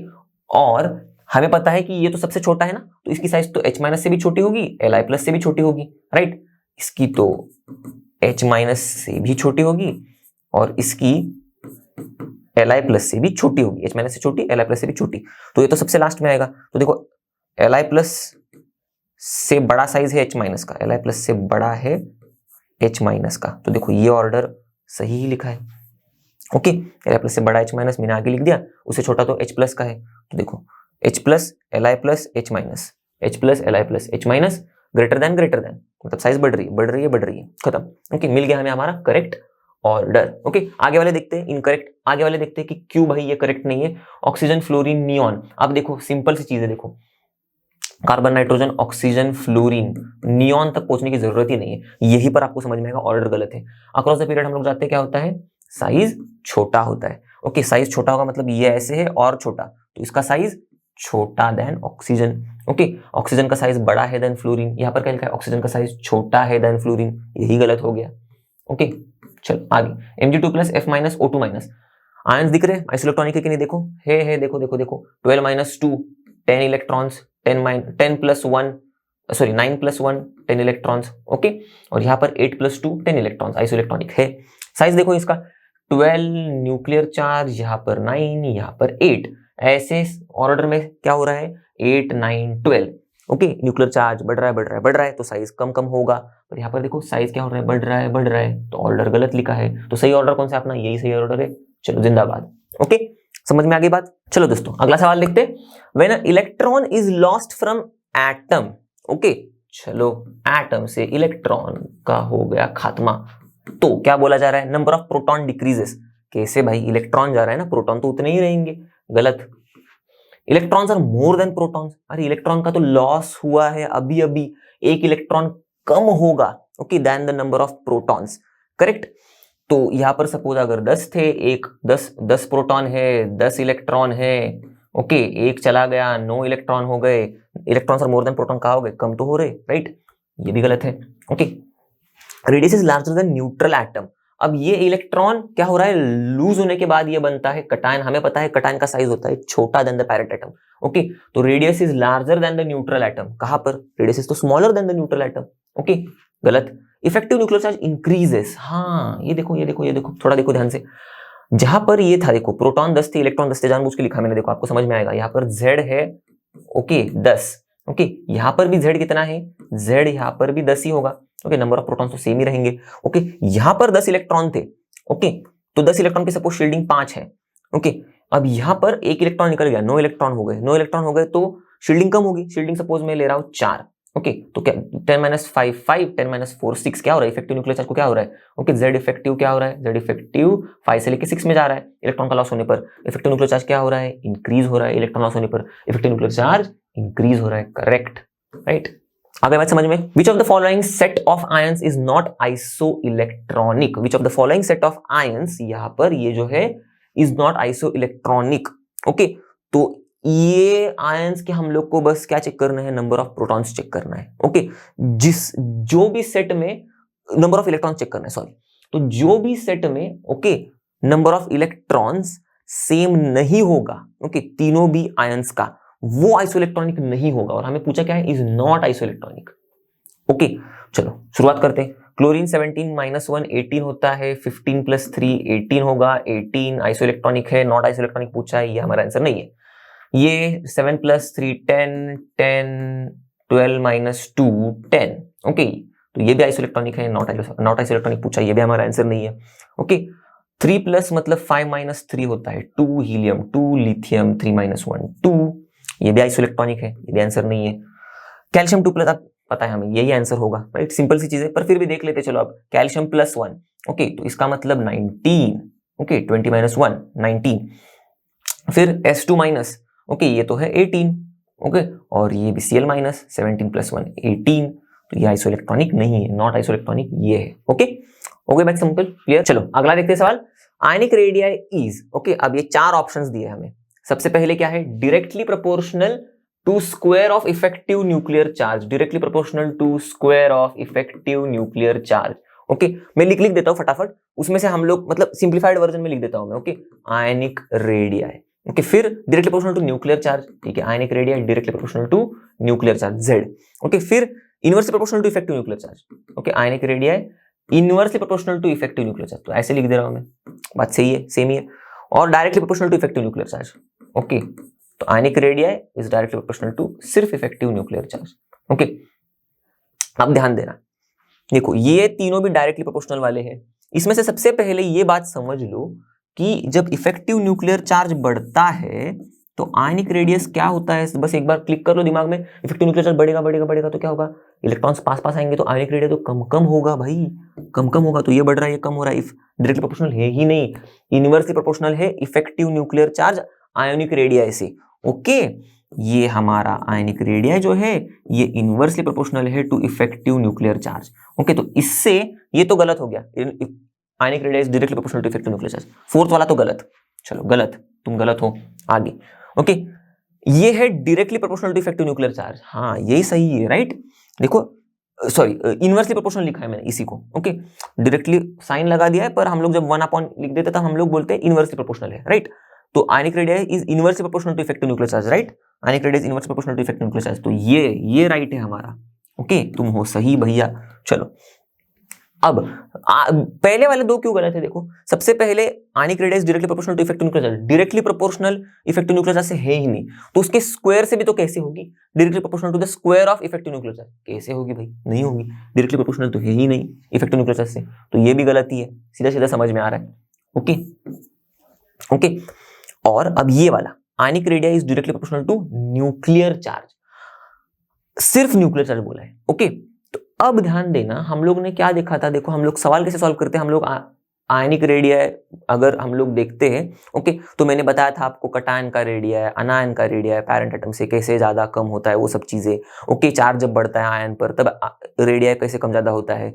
ओके, भले वो अनायन हो भले वो कटायन हो। आइसोइलेक्ट्रॉनिक स्पीशीज में भी ओके मैंने बताया था ultimately at the end okay जो भी साइज में कम ज्यादा हो रहा है वो किसके वजह से हो रहा है, इन तीनों भी रीजंस सिर्फ इफेक्टिव न्यूक्लियर चार्ज ही था। ओके, कुछ केस में वो बढ़ रहा था इसीलिए रीजन इफेक्टिव न्यूक्लियर चार्ज बढ़ रहा है इसीलिए तो रीजन था, कुछ केसेस में इफेक्टिव न्यूक्लियर चार्ज कम होने की वजह से सब कुछ चीजें हो रही थी। ओके, तो यहां पर भी ओके आयनिक रेडिया अगर हम लोग देखेंगे ओके तो हम लोग अगर समझे इस चीज को ओके तो देखो मैंने आइसोइलेक्ट्रॉनिक स्पीशीज में क्या बताया था, देखो याद करना, आइसोइलेक्ट्रॉनिक स्पीशीज के केस में मैंने बताया था कि आप न्यूक्लियर चार्ज के इंक्रीजिंग ऑर्डर में लिखते जाओ। ओके, इंक्रीजिंग ऑर्डर में न्यूक्लियर चार्ज के लिखते गए ओके तो न्यूक्लियर चार्ज जैसे जैसे इंक्रीज हो रहा है तो साइज कैसे कैसे हो रही है, कम कम हो रही है, राइट। आयनिक रेडिया क्या हो रहा है, कम कम हो रहा है, ऐसे मैंने बताया था। तो यही से आपको समझ में आ जाएगा, देखो न्यूक्लियर चार्ज आयनिक रेडिया से कैसे है, ये ज्यादा हो रहा है ये कम हो रहा है, इनवर्सली प्रोपोर्शनल है। ओके, यहाँ पर तो लिखा है क्या, directly proportional okay to nuclear charge, पर ये तो है आयनिक रेडिया इससे इनवर्सली प्रोपोर्शनल। ओके, इसीलिए तो ये गलत है। और आपको और अच्छे से समझना इसको कि भाई कैसे कैसे ओके ये न्यूक्लियर चार्ज बढ़ रहा है तब आयनिक रेडिया क्यों घट रहा है, कॉन्सेप्ट वीडियो जाके देख सकते हो आप, उसमें मैंने बताया है कि ये जो न्यूक्लियर चार्ज है हमारा ओके ये बढ़ने की वजह से एक्चुअल में ओके न्यूक्लियर चार्ज में Z लिख देता हूं, ये बढ़ने की वजह से एक्चुअल में इफेक्टिव न्यूक्लियर चार्ज बढ़ रहा है। और हमें तो पता है इफेक्टिव न्यूक्लियर चार्ज जब बढ़ेगा तब क्या होगा, साइज कम होगी, तो साइज कम हो रही है। ओके, तो एक्चुअल में ये हो रहा है। ओके, इसलिए पर हम लोग डायरेक्ट बोल देते हैं कि न्यूक्लियर चार्ज बढ़ रहा है आयनिक रेडियस कम हो रहा है। ओके, सिंपलिसिटी के लिए क्वेश्चन को सॉल्व करने के लिए फटाक से डायरेक्ट बोल देते हैं हम लोग, पर एक्चुअल में वो कह रहे हैं न्यूक्लियर चार्ज बढ़ने की वजह से इफेक्टिव न्यूक्लियर चार्ज बढ़ रहा है और हमें पता है इफेक्टिव न्यूक्लियर चार्ज बढ़ते ही आयनिक रेडियस कम होता है। क्लियर? ओके, चलो अगला प्रॉब्लम देखते हैं। अ सडन लार्ज डिफरेंस ठीक है between the values of second and third ionization energies. Okay, second and third ionization energy के बीच में, इनके बीच में एक सडन लार्ज डिफरेंस हमें दिख रहा है okay of the elements would be associated with which of the following electronic configuration. मतलब इनको पूछना है कि ये जो इलेक्ट्रॉनिक कॉन्फ़िगरेशन दिए इसमें से कौन से एलिमेंट के केस में ये दिख रहा है sudden rise in the ionization energy from between second and third okay ionization energies. तो कैसे समझेंगे हम लोग ने क्या पढ़ा है, जब ऐसी सडन राइज दिखती है ओके तो इसका मतलब अगर अब से सेकंड आयोनाइजेशन एनर्जी और थर्ड आयोनाइजेशन एनर्जी के बीच में सडन राइज दिख रही है, इसका मतलब यहां तक वैलेंस इलेक्ट्रॉन्स खत्म हो गए, मतलब सेकंड आयोनाइजेशन एनर्जी तक वैलेंस इलेक्ट्रॉन खत्म हो गए, मतलब एक इलेक्ट्रॉन गया दूसरा इलेक्ट्रॉन गया, यहां तक खत्म हो गए वैलेंस इलेक्ट्रॉन्स। ओके, इसके बाद हम लोग तीसरा इलेक्ट्रॉन निकालने की कोशिश करें जो इनर कोर ऑफ एलिमेंट्स में है, मतलब इनर कोर इलेक्ट्रॉन्स में है ओके जो स्टेबल होते हैं। ओके, इनर्ट गैस कॉन्फ़िगरेशन वाले कॉन्फ़िगरेशन से हम लोग इलेक्ट्रॉन निकालने की कोशिश कर रहे हैं, तो थर्ड इलेक्ट्रॉन वो वाला होगा जो हम लोग इनर्ट गैस कॉन्फ़िगरेशन से निकालने की कोशिश कर रहे हैं, इसीलिए बहुत ज्यादा एनर्जी लग रही है, इसीलिए सडन जंप दिख रहा है, राइट। तो इसका मतलब वैलेंसी 2 है। ओके, बस एक बार समझ में आ गई। अब वैलेंसी 2 वाला एलिमेंट बस ढूंढना है, इसमें से सिंपल सी चीज है। ओके, तो यहां पर देखो 1s2 2s2 2p6 1s2 2s2 2p6 1s2 2s2 2p6 1s2 2s2 2p6, बस थोड़ा सा अपना टाइम वेस्ट करने के लिए इतना बड़ा लंबा छोड़ा दिया, ये सारे नियॉन ही है। ओके, अब नियॉन में 3s2 3p5 3s2 3s2 3p2 3s2 3p1 valence electrons हमारे कितने हैं, वैलेंस इलेक्ट्रॉन्स 2 है।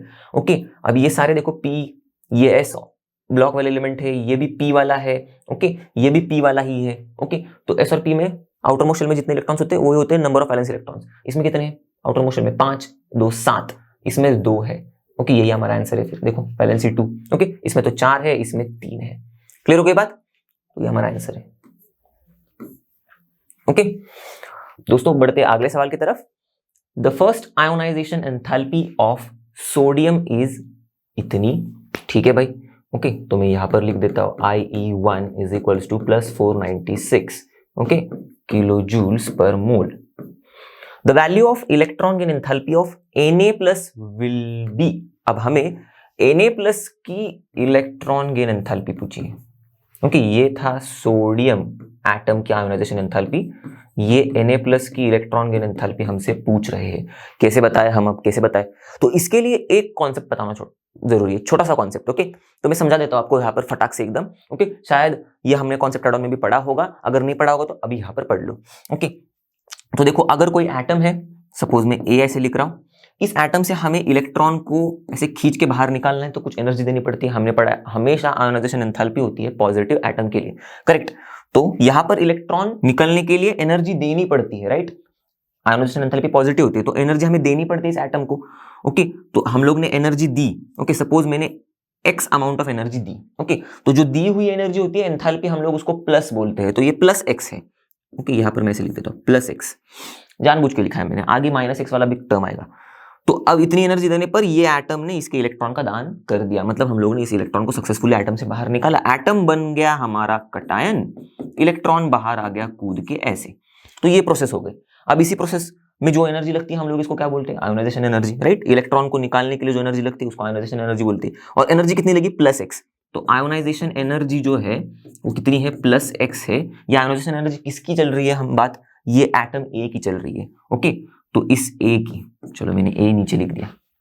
अब वैसे ही यही प्रोसेस को उल्टा चलवाते हैं, तो ऐसे ही जब ये आयन इलेक्ट्रॉन को खाता है, ओके, ये प्रोसेस हमें पता है। अब उल्टी प्रोसेस देखो क्या होती है, ये आयन जब इलेक्ट्रॉन को एक्सेप्ट करेगा, ओके, तब क्या होगा, ये एटम बनेगा, तो एटम बनेगा, राइट। और इलेक्ट्रॉन एक्सेप्ट करने पर हम लोग ने पढ़ा इलेक्ट्रॉन की एंथैल्पी पॉजिटिव हो सकती है, नेगेटिव भी हो सकती है। ओके, तो पॉजिटिव पढ़ा था हम लोग ने नोबेल गैस केस में। अब इस केस में क्या होगी, इलेक्ट्रॉन एक्सेप्ट करने पर ये आयन जो है, ओके, इलेक्ट्रॉन एक्सेप्ट करेगा, एटम बनेगा और एनर्जी रिलीज करेगा। कितनी एनर्जी रिलीज का, ये जो एक्स है ना, उतनी ही एनर्जी रिलीज करेगा। जितनी एनर्जी लगी थी इलेक्ट्रॉन को निकालने के लिए एटम से आयन बनाने के लिए, उतनी ही एनर्जी ये आयन इलेक्ट्रॉन लेके रिलीज करेगा, सेम टू सेम उतनी। तो मैंने एक्स लिख दिया। अब एनर्जी रिलीज हो रही है, इसका मतलब मैं माइनस लिख देता हूं ना यहाँ पर। ओके, आगे बस समझ में। अब ये प्रोसेस देखो, ये ही कॉन्सेप्ट लगाना है इसको। देखो सोडियम एटम है, इसमें से एक इलेक्ट्रॉन हम लोग निकाल रहे हैं, उल्टा लिख दिया, तो एक इलेक्ट्रॉन हम लोग इससे निकाल रहे हैं, राइट। तो निकालने के बाद ये बन जाता है सोडियम आयन और इलेक्ट्रॉन छोड़ देता है। पर इस प्रोसेस को हम लोग आयोनाइजेशन एनर्जी यहाँ पर लग रही है ऐसे बोलते हैं। तो कितनी आयोनाइजेशन एनर्जी देखो सोडियम एटम की, सोडियम एटम की कितनी है, प्लस 496। तो हमें प्लस 496 एनर्जी लग रही है, ओके भाई साहब, इलेक्ट्रॉन निकालने के लिए। तो उल्टे प्रोसेस में जब सोडियम आयन इलेक्ट्रॉन गेन करेगा तब ये सोडियम एटम बनेगा और 496 किलो जूल्स पर मोर एनर्जी रिलीज करेगा, राइट। तो माइनस में रिलीज करेगा, राइट, करेक्ट। तो यही इक्वेशन ऐसे लिख देते हैं ना, Na प्लस प्लस इलेक्ट्रॉन, ये देखो मैंने ऐसे डिवीजन कर दिया। ये ऊपर वाला पार्ट ये देखो नीचे वाला, Na plus plus electron, Na plus plus electron, okay, Na plus ने इलेक्ट्रॉन खा लिया, A प्लस प्लस इलेक्ट्रॉन, वैसे Na plus plus electron gives, देखो अब यहाँ पर Na बनेगा, राइट, इलेक्ट्रॉन खा के Na बनेगा। और कितनी एनर्जी रिलीज करेगा, उतनी ही जितनी इलेक्ट्रॉन को निकालने के लिए लगी थी सोडियम एटम से। तो कितनी एनर्जी यहाँ पर लगी थी, प्लस 496 एनर्जी लगी थी सोडियम एटम से इलेक्ट्रॉन को निकालने के लिए एनर्जी, उतनी एनर्जी ये इलेक्ट्रॉन खा के रिलीज करेगा, ओके, एटम बनाने के साथ साथ। तो एटम बन गया, इतनी एनर्जी रिलीज करेगा, 496 एनर्जी रिलीज करेगा, रिलीज कर रहा है इसलिए माइनस में, करेक्ट। तो इस प्रोसेस में हम लोग क्या बोलेंगे, इस आयन की इलेक्ट्रॉन गेन एंथैल्पी कितनी है, माइनस 496। इलेक्ट्रॉन गेन एंथैल्पी इसको भी बोलते हैं ना, enthalpy change accompanying the process, जिसमें इलेक्ट्रॉन ऐड होता है एटम में, ओके, न्यूट्रल गैसेस एटम में, या फिर अब यहाँ इस केस में हम लोग आयन की बात करें तो आयन में इलेक्ट्रॉन ऐड होता है, तब जो प्रोसेस में एंथैल्पी में चेंज होती है उसको बोलेंगे इलेक्ट्रॉन गेन एंथैल्पी। अब क्या एंथैल्पी चेंज हुई, एनर्जी रिलीज हो रही है, एनर्जी रिलीज हो रही है, यही हमारी इलेक्ट्रॉन गेन एंथैल्पी है, किसकी, सोडियम आयन की। कितनी है, माइनस 496 किलो जूल्स पर मोल। आ गई बात समझ में। तो मैं आपको एक फॉर्मूला चिपका देता और आंसर बता देता, पर यह समझना जरूरी था, ओके। इसका एक सिंपल सा फॉर्मूला भी बनेगा, आप अगर देखोगे यही चीज को हम लोग बस सिंप्लीफाइड वे में लिख देंगे तो फॉर्मूला बन जाएगा। पर मैंने सोचा कि आपको ये थोड़ा डिटेल में बता दूं ताकि आपके दिमाग में चिपक जाए ये चीज। तो कॉन्सेप्ट एक बार चिपक गया ना, तो फॉर्मूला भले, मतलब ये फॉर्मूला तो उस कॉन्सेप्ट से ही आया, तो फॉर्मूला भले आए ना आए याद, ये कॉन्सेप्ट अगर याद आ गया, क्वेश्चन छूट गया, मतलब क्वेश्चन सॉल्व हो गया, सॉरी छूट गया नहीं। तो electron gain enthalpy sodium ion का कितना है, माइनस 496, ढूंढो ढूंढो ढूंढो, माइनस 496, राइट, हो गया। क्लियर हो गई बात। अगला देखते हैं, the second electron gain enthalpy of oxygen, okay. तो इलेक्ट्रॉन गेन एंथैल्पी सेकेंड वाली ऑफ ऑक्सीजन इज, बोला है positive, more negative than the first, less negative than the first, or exactly same that of the first. 4 options दिए हुए। Okay, अब ये भी concept देखो, हम लोग ने शायद कॉन्सेप्ट में पढ़ा होगा, अगर नहीं पढ़ा होगा तो अभी यहाँ पर पढ़ लो। कोई भी एटम की, ओके, कोई भी एटम हो भैया वो, ओके, फर्स्ट आयोनाइजेशन एनर्जी उसकी हम लोग ने देखा था, एक तो मतलब क्या हो सकता है, first electron gain enthalpy, sorry, okay, इसकी जो फर्स्ट इलेक्ट्रॉन गेन एंथैल्पी है, ओके, कोई भी एटम की, ये पॉजिटिव हो सकती है या फिर नेगेटिव हो सकती है, वो डिपेंड करता है। ओके, पर सेकेंड वाली जो होगी, मतलब ये एटम जब एक बार इलेक्ट्रॉन लेके, okay, first electron gain enthalpy के बाद ये एटम क्या हो जाएगा, अनायन बन जाएगा, राइट। इसने एक इलेक्ट्रॉन ले लिया, अब ये और एक इलेक्ट्रॉन जब ले रहा होगा तो हम लोग क्या बोलेंगे, second electron gain enthalpy, correct, क्योंकि दूसरा इलेक्ट्रॉन अब हम लोग डाल रहे हैं ना, इसलिए सेकेंड इलेक्ट्रॉन गेन एंथैल्पी। तो इस केस में हमेशा हमेशा हमेशा ये दिमाग में चिपका दो, सेकेंड इलेक्ट्रॉन गेन एंथैल्पी जो होती है ना, ओके, वो हमेशा पॉजिटिव होती है। ओके, एनर्जी हमेशा हमें देनी पड़ेगी दूसरा इलेक्ट्रॉन ऐड करने के लिए हमारे अनायन में, ओके, या फिर इलेक्ट्रॉन ऐड करने के लिए हमारे अनायन में। दूसरा बोलेंगे तो हम लोग एटम बोलेंगे, ओके, दूसरा इलेक्ट्रॉन ऐड करने के लिए हमारे एटम में, या फिर इलेक्ट्रॉन ऐड करने के लिए हमारे अनायन में। तो एनर्जी हमें देनी पड़ती है। ऐसा क्यों हो रहा है भाई, देखो, पहले ही अनायन के पास नेगेटिव चार्ज है, इलेक्ट्रॉन का भरमार है, ओके, और एक इलेक्ट्रॉन इसमें डाल रहे, तो देखो पहले ही इलेक्ट्रॉन्स यहाँ पर है और इलेक्ट्रॉन पास में आएंगे तो इलेक्ट्रॉन इलेक्ट्रॉन रिपल्शन होता है, तो इसीलिए ये इलेक्ट्रॉन का अंदर जाना फेवरेबल नहीं होता। तो इसको ऐसे मतलब पुश करना पड़ता है इस इलेक्ट्रॉन को कि भाई जा, भाई कैसे भी करके जा। तो इसके लिए अब पुश करना पड़ेगा, तो क्या करना पड़ेगा, एनर्जी देनी पड़ेगी। वही हो रहा है, एनर्जी दे रही है, इसलिए इलेक्ट्रॉन गेन एंथैल्पी पॉजिटिव हो रही है। क्लियर हो गया बात। तो ऑक्सीजन के केस में भी क्या होगी, second electron gain enthalpy positive होगी। तो ऑप्शन कौन सा करेक्ट होगा, ये देखो, ये वाला, okay, more negative than the first, ये भी गलत ही है, ओके, पहले से ज्यादा नेगेटिव, और तो ये 0 है हमारा नंबर लाइन में। पहला वाला सपोज नेगेटिव था, -30 था सपोज, तो मोर नेगेटिव तो हो ही नहीं सकता, ये तो पॉजिटिव है, राइट। फिर less negative than the first, पहले से लेस नेगेटिव भी नहीं है भाई, ओके, ये तो पॉजिटिव ही है, ओके, तो दोनों भी गलत। फिर exactly same that of the first, ये तो गलत ही है, ओके, पॉजिटिव है हमारा आंसर। क्लियर हो गई बात। चलो अगला देखते हैं, ionisation enthalpy of isotopes, okay, ठीक है भाई, of an element will be पूछा है, okay, different, same, depends on number of neutrons, depends on atomic mass. अब देखो सिंपल सा है, बस दिमाग लगाना है, ओके। क्या है आइसोटोप्स, क्या होते हैं, सबसे पहले हमें ये पता होना चाहिए, सिंपल है बहुत। देखो आइसोटोप में पी और ई आता है ना, तो ऐसे याद रखना, पी और ई मतलब प्रोटॉन और इलेक्ट्रॉन, प्रोटॉन और इलेक्ट्रॉन सेम होते हैं, इसका मतलब एटॉमिक नंबर सेम होता है। एटॉमिक नंबर सेम है तो दूसरा वाला जो होगा वो अलग होगा, एटॉमिक मास जो होगा वो डिफरेंट होगा, राइट। ये होते हैं आइसोटोप्स। अब देखो एग्जाम्पल वगैरह में जाने की जरूरत है, आपको पता है 12C6, 13C6, 14C6, ये सब आइसोटोप्स ही है, okay, atomic number same, atomic mass अलग अलग है। पर बात क्या है, यहाँ पर बोला क्या है, ionisation enthalpy of isotopes of an element, okay. तो इन आइसोटोप्स की, सपोज मैंने लिया 12C6, 13C6, 14C6, इन आइसोटोप्स की पूछ रहे हैं ionisation enthalpy, okay, of an element will be, पहले तो डिफरेंट है क्या पूछ रहे हैं, ओके, डिफरेंट है या नहीं है, सेम है, depends on number of neutrons, depends on atomic mass. अब सबसे पहली बात, ओके, आयोनाइजेशन एंथैल्पी जिन 4 फैक्टर्स पर डिपेंड करती है, फटाफट उनको हम लोग एक बार देख लेते हैं, ओके। तो पहले तो किन 4 फैक्टर्स पर डिपेंड करते हैं हम लोग ने देखा था, ओके। सबसे पहले तो साइज पर, राइट, साइज अगर बढ़ेगा, ओके, साइज अगर बढ़ेगा तो आयोनाइजेशन एनर्जी कम होगी, करेक्ट। तो साइज पर, यहां पर इन तीनों की भी साइज की अगर बात करें तो आइसोटोप्स है, number of proton electron same है, ओके, इलेक्ट्रॉनिक कॉन्फ़िगरेशन सेम है, तो फिर भाई मतलब शेल में कुछ गड़बड़ नहीं है, मतलब शेल तो वही होंगे, ओके, एग्जैक्टली सेम शेल में ही इलेक्ट्रॉन्स भरे हुए होंगे। यहाँ पर कार्बन के 6 ही इलेक्ट्रॉन्स है, तो फर्स्ट और सेकंड शेल इन्वॉल्व होगा, तो शेल के बेसिस पर हम लोग साइज ज्यादा कम बता नहीं सकते। तो दूसरा क्या है, इफेक्टिव न्यूक्लियर चार्ज। अब इफेक्टिव न्यूक्लियर चार्ज की बात करें तो इफेक्टिव न्यूक्लियर चार्ज और शील्डिंग पर डिपेंड करता है। यहाँ पर दोनों के केस में भी, मतलब तीनों के केस में भी, आइसोटोप्स के केस में भी न्यूक्लियर चार्ज भी तो सेम ही है, प्रोटॉन का नंबर सेम ही है, इलेक्ट्रॉन का भी नंबर सेम ही रहता है, तो इफेक्टिव न्यूक्लियर चार्ज भी सेम, दोनों भी चीजें तो सेम ही है, मतलब दोनों किसी भी कुछ भी फर्क नहीं आ रहा है, क्योंकि तीनों में भी, ओके, ना साइज, ना इनके नंबर ऑफ शेल्स में डिफरेंस है तो साइज अलग होगी, ना इनके इफेक्टिव न्यूक्लियर चार्ज में डिफरेंस है तो इनका साइज अलग होगी, तो इसीलिए इनकी साइज अलग नहीं होती। तो साइज अगर सेम है तो आयोनाइजेशन एंथैल्पी भी सेम ही होगी, ओके। चलो एक फैक्टर से तो एक सेम मिल गया, दूसरा देखते हैं। दूसरा वाला कौन सा होता है, अगर हम लोग सपोज sp-df ऑर्बिटल में डाल रहे हैं इलेक्ट्रॉन, sp-df ऑर्बिटल से निकाल रहे इलेक्ट्रॉन, तब अलग अलग होता है, ओके। पर यहां पर तो देखो इलेक्ट्रॉनिक कॉन्फ़िगरेशन ही सेम है, 1:2:2p2, 2p में से ही जाएगा तीनों में भी, तो ये भी कुछ अलग नहीं है, ओके, इसका भी फैक्टर सेम ही आएगा, ओके। फिर और एक क्या होता है हमारे पास, साइज हो गया, sp-df हो गया, और इसके अलावा हम लोग हाफ फील्ड या फिर कंप्लीटली फील्ड, राइट, तो हाफ फील्ड कंप्लीटली फील्ड में इनके तो इलेक्ट्रॉनिक कॉन्फ़िगरेशन ही सेम है, तो इसमें भी कुछ अलग नहीं होगा, ये भी सेम ही है, ये भी सेम ही है, राइट। और एक क्या होता है, इफेक्टिव न्यूक्लियर चार्ज, राइट। तो इफेक्टिव न्यूक्लियर चार्ज अभी हम लोगों ने देखा था सेम ही है, राइट। तो चारों भी फैक्टर्स सेम ही है इन आइसोटोप्स के लिए, तो आयोनाइजेशन एंथैल्पी भी क्या होगी, सेम होगी, राइट। डिफरेंट होने का कोई चांस ही नहीं, ओके। बाकी देखो depends on number of neutrons, ये क्यों गलत है, देखो नंबर ऑफ न्यूट्रॉन्स इसके ऊपर आयोनाइजेशन एंथैल्पी डिपेंड करती ही नहीं है, okay. Depends on atomic mass, बिल्कुल नहीं डिपेंड करते अपने ionisation enthalpy, okay.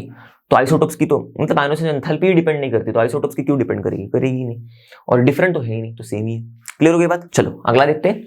Out of Na+Al3+O2- N3-, okay, ये सारे आयंस दिए हुए हमें, ओके। यहां पर मैं लिख देता हूं Na+Al3+O2- N3-, the pair of species showing maximum and minimum ionization enthalpy are, okay. तो मैंने जानबूझ के अलग टाइप के क्वेश्चंस लिए आयोनाइजेशन एंथैल्पी वाले, क्योंकि हम लोगों ने पीवाईक्यू में तो एकदम जो बेसिक ट्रेंड के ऊपर जो क्वेश्चंस पूछे थे वो तो हम लोग ने सॉल्व कर लिए थे, ओके। तो सेम टाइप के क्वेश्चंस लेने में कोई फायदा नहीं है। आपने पीवाईक्यू वाला तो सॉल्व किया ही होगा मेरे साथ, तो उसमें आपको उन सारे क्वेश्चंस की प्रैक्टिस हो गई होगी जिसमें normal across the period down the group वाले ट्रेंड के ऊपर, आयोनाइजेशन एंथैल्पी के ट्रेंड के ऊपर क्वेश्चन है। मैंने थोड़े हटके लिया आयोनाइजेशन एंथैल्पी के, जो शायद आपके दिमाग को थोड़ा सा पुश करे कि भाई देखो, ढूंढो, ओके, कॉन्सेप्ट्स को यूज करो, अलग अलग कॉन्सेप्ट्स को मिक्स करके मैंने क्वेश्चंस लिए, ओके। तो यहां पर आगे देखो, अब मैक्सिमम और मिनिमम आयोनाइजेशन एंथैल्पी ढूंढनी है इन सारे पेयर ऑफ स्पीशीज से, ओके। इनमें से किसका मैक्सिमम आयोनाइजेशन एंथैल्पी है, किसका मिनिमम है, ये कैसे पता चलेगा। अब देखो चार फैक्टर्स हम लोग को पता ही है। अब ये देखो ध्यान देना इनके ऊपर, Na+Al3+O2- N3-, Na+ आयंस दिख रहे, पहले चेक करो आइसो इलेक्ट्रॉनिक है कि नहीं, पहला रूल। तो आयंस ये देखो Na+, 11 में से एक गया 10, ये भी 10, 13-3 10, ओके। फिर ये भी 10, 8+2, राइट। ये भी 10, 7+3, तो सारे के सारे आइसो इलेक्ट्रॉनिक तो है। अब क्या करेंगे हम लोग, इनको हम लोग इस तरह से सजा देंगे कि इनका इफेक्टिव न्यूक्लियर चार्ज के इंक्रीजिंग ऑर्डर में लगा देंगे। इससे हमें बहुत मदद होती है आयोनाइजेशन एंथैल्पी ढूंढने में, क्योंकि हमारे ionisation enthalpy effective nuclear charge पर तो डिपेंड करती है, करेक्ट। तो देखो अब ये Na+, इसका न्यूक्लियर चार्ज देखते हैं पहले हम लोग, बाद में इफेक्टिव न्यूक्लियर चार्ज पे पहुंचेंगे, ओके। तो वैसे तो इफेक्टिव न्यूक्लियर चार्ज की जरूरत है नहीं, न्यूक्लियर चार्ज देखेंगे हम लोग। तो sodium 11, aluminium 13, oxygen 8, nitrogen 7, okay. तो 7, 8, 13, 11 थोड़ा बीच पीछे हम लोग ठीक कर देंगे, ओके। तो 7, ऑक्सीजन 2- है 8, ओके। फिर फिर सोडियम +11 और फिर एल्यूमिनियम 3+13, तो 7, 8, 11, 7, 8, 11 और 13। क्लियर हो गई। न्यूक्लियर चार्ज की ऑर्डर में हम लोग ने लगा दिया इनको, या फिर Z। अब देखना इफेक्ट, अब न्यूक्लियर चार्ज देखो 7, 8, 11, 13 इस ऑर्डर में बढ़ रहा है। अब हमने पढ़ा ये बहुत अच्छे से, अभी थोड़ी देर मतलब कुछ क्वेश्चंस पहले ही पढ़ा है कि न्यूक्लियर चार्ज जब बढ़ता है तब इफेक्टिव न्यूक्लियर चार्ज भी बढ़ता है in case of iso electronic species, okay. तो यहाँ पर सिंस न्यूक्लियर चार्ज बढ़ रहा है तो हमें ये पता चल गया भाई कि इफेक्टिव न्यूक्लियर चार्ज भी बढ़ रहा है, ओके। अब इफेक्टिव न्यूक्लियर चार्ज इसी ऑर्डर में बढ़ रहा है। अब देखो ध्यान से, इफेक्टिव न्यूक्लियर चार्ज बढ़ेगा बढ़ेगा बढ़ेगा तो क्या होगा, इलेक्ट्रॉन करीब करीब आएगा, तो हमको पता है कि इलेक्ट्रॉन को बाहर निकालना मुश्किल होते जाता है, करेक्ट। करीब करीब आएगा तो अगर मुश्किल हो रहा है तो ज्यादा एनर्जी देनी पड़ेगी, राइट, बाहर निकालने के लिए। ज्यादा एनर्जी देनी पड़ रही है मतलब जो एनर्जी लगती है बाहर निकालने उसको तो आयोनाइजेशन एनर्जी बोलते हैं, तो ज्यादा लग रही है मतलब more and more ionization energy होते जाएगी, ओके। तो इफेक्टिव न्यूक्लियर चार्ज बढ़ रहा है तो आयोनाइजेशन एनर्जी ज्यादा और ज्यादा लगेगी। तो मैं इस ऑर्डर में लिख देता हूँ, फिर ज्यादा लग रही है आयोनाइजेशन एनर्जी ज्यादा लग रही है, ओके। तो सबसे हाईएस्ट किसका है देखो आयोनाइजेशन एनर्जी, Al3+ का मैक्सिमम, ओके। और सबसे कम किसका है देखो N3- का मिनिमम। अब देखो ऑप्शंस, अब ऑप्शन देखो, ओके। क्या पूछा है, pair of species showing maximum और मिनिमम, तो पहले मैक्सिमम है, ओके। तो Al3+ पेयर में पहले आएगा, मिनिमम बाद में, तो N3- बाद में। तो Al3+ और N3- कहां पर Al3+ N3- मिल गया, ओके। बाकी का देखो Al3+ नहीं है कहीं पर भी ऑर्डर। आगे बात समझ में कैसे सॉल्व किया हम लोग ने, ओके। चलो अगला देखते हैं, चूज द इनकरेक्ट स्टेटमेंट्स। अब इन चार में से इनकरेक्ट स्टेटमेंट्स हमको देखने हैं, ऑप्शंस दिए हुए नीचे, फटाफट एक दिखते हैं। Ionisation enthalpy, okay, does not depend on electron repulsion बोला है। अब देखो इलेक्ट्रॉन रिपल्शन मतलब हम लोग ने शील्डिंग में क्या पढ़ा था, शील्डिंग क्या होती है, एक्चुअल में नेट इफेक्ट होती है इलेक्ट्रॉन रिपल्शन की, ओके।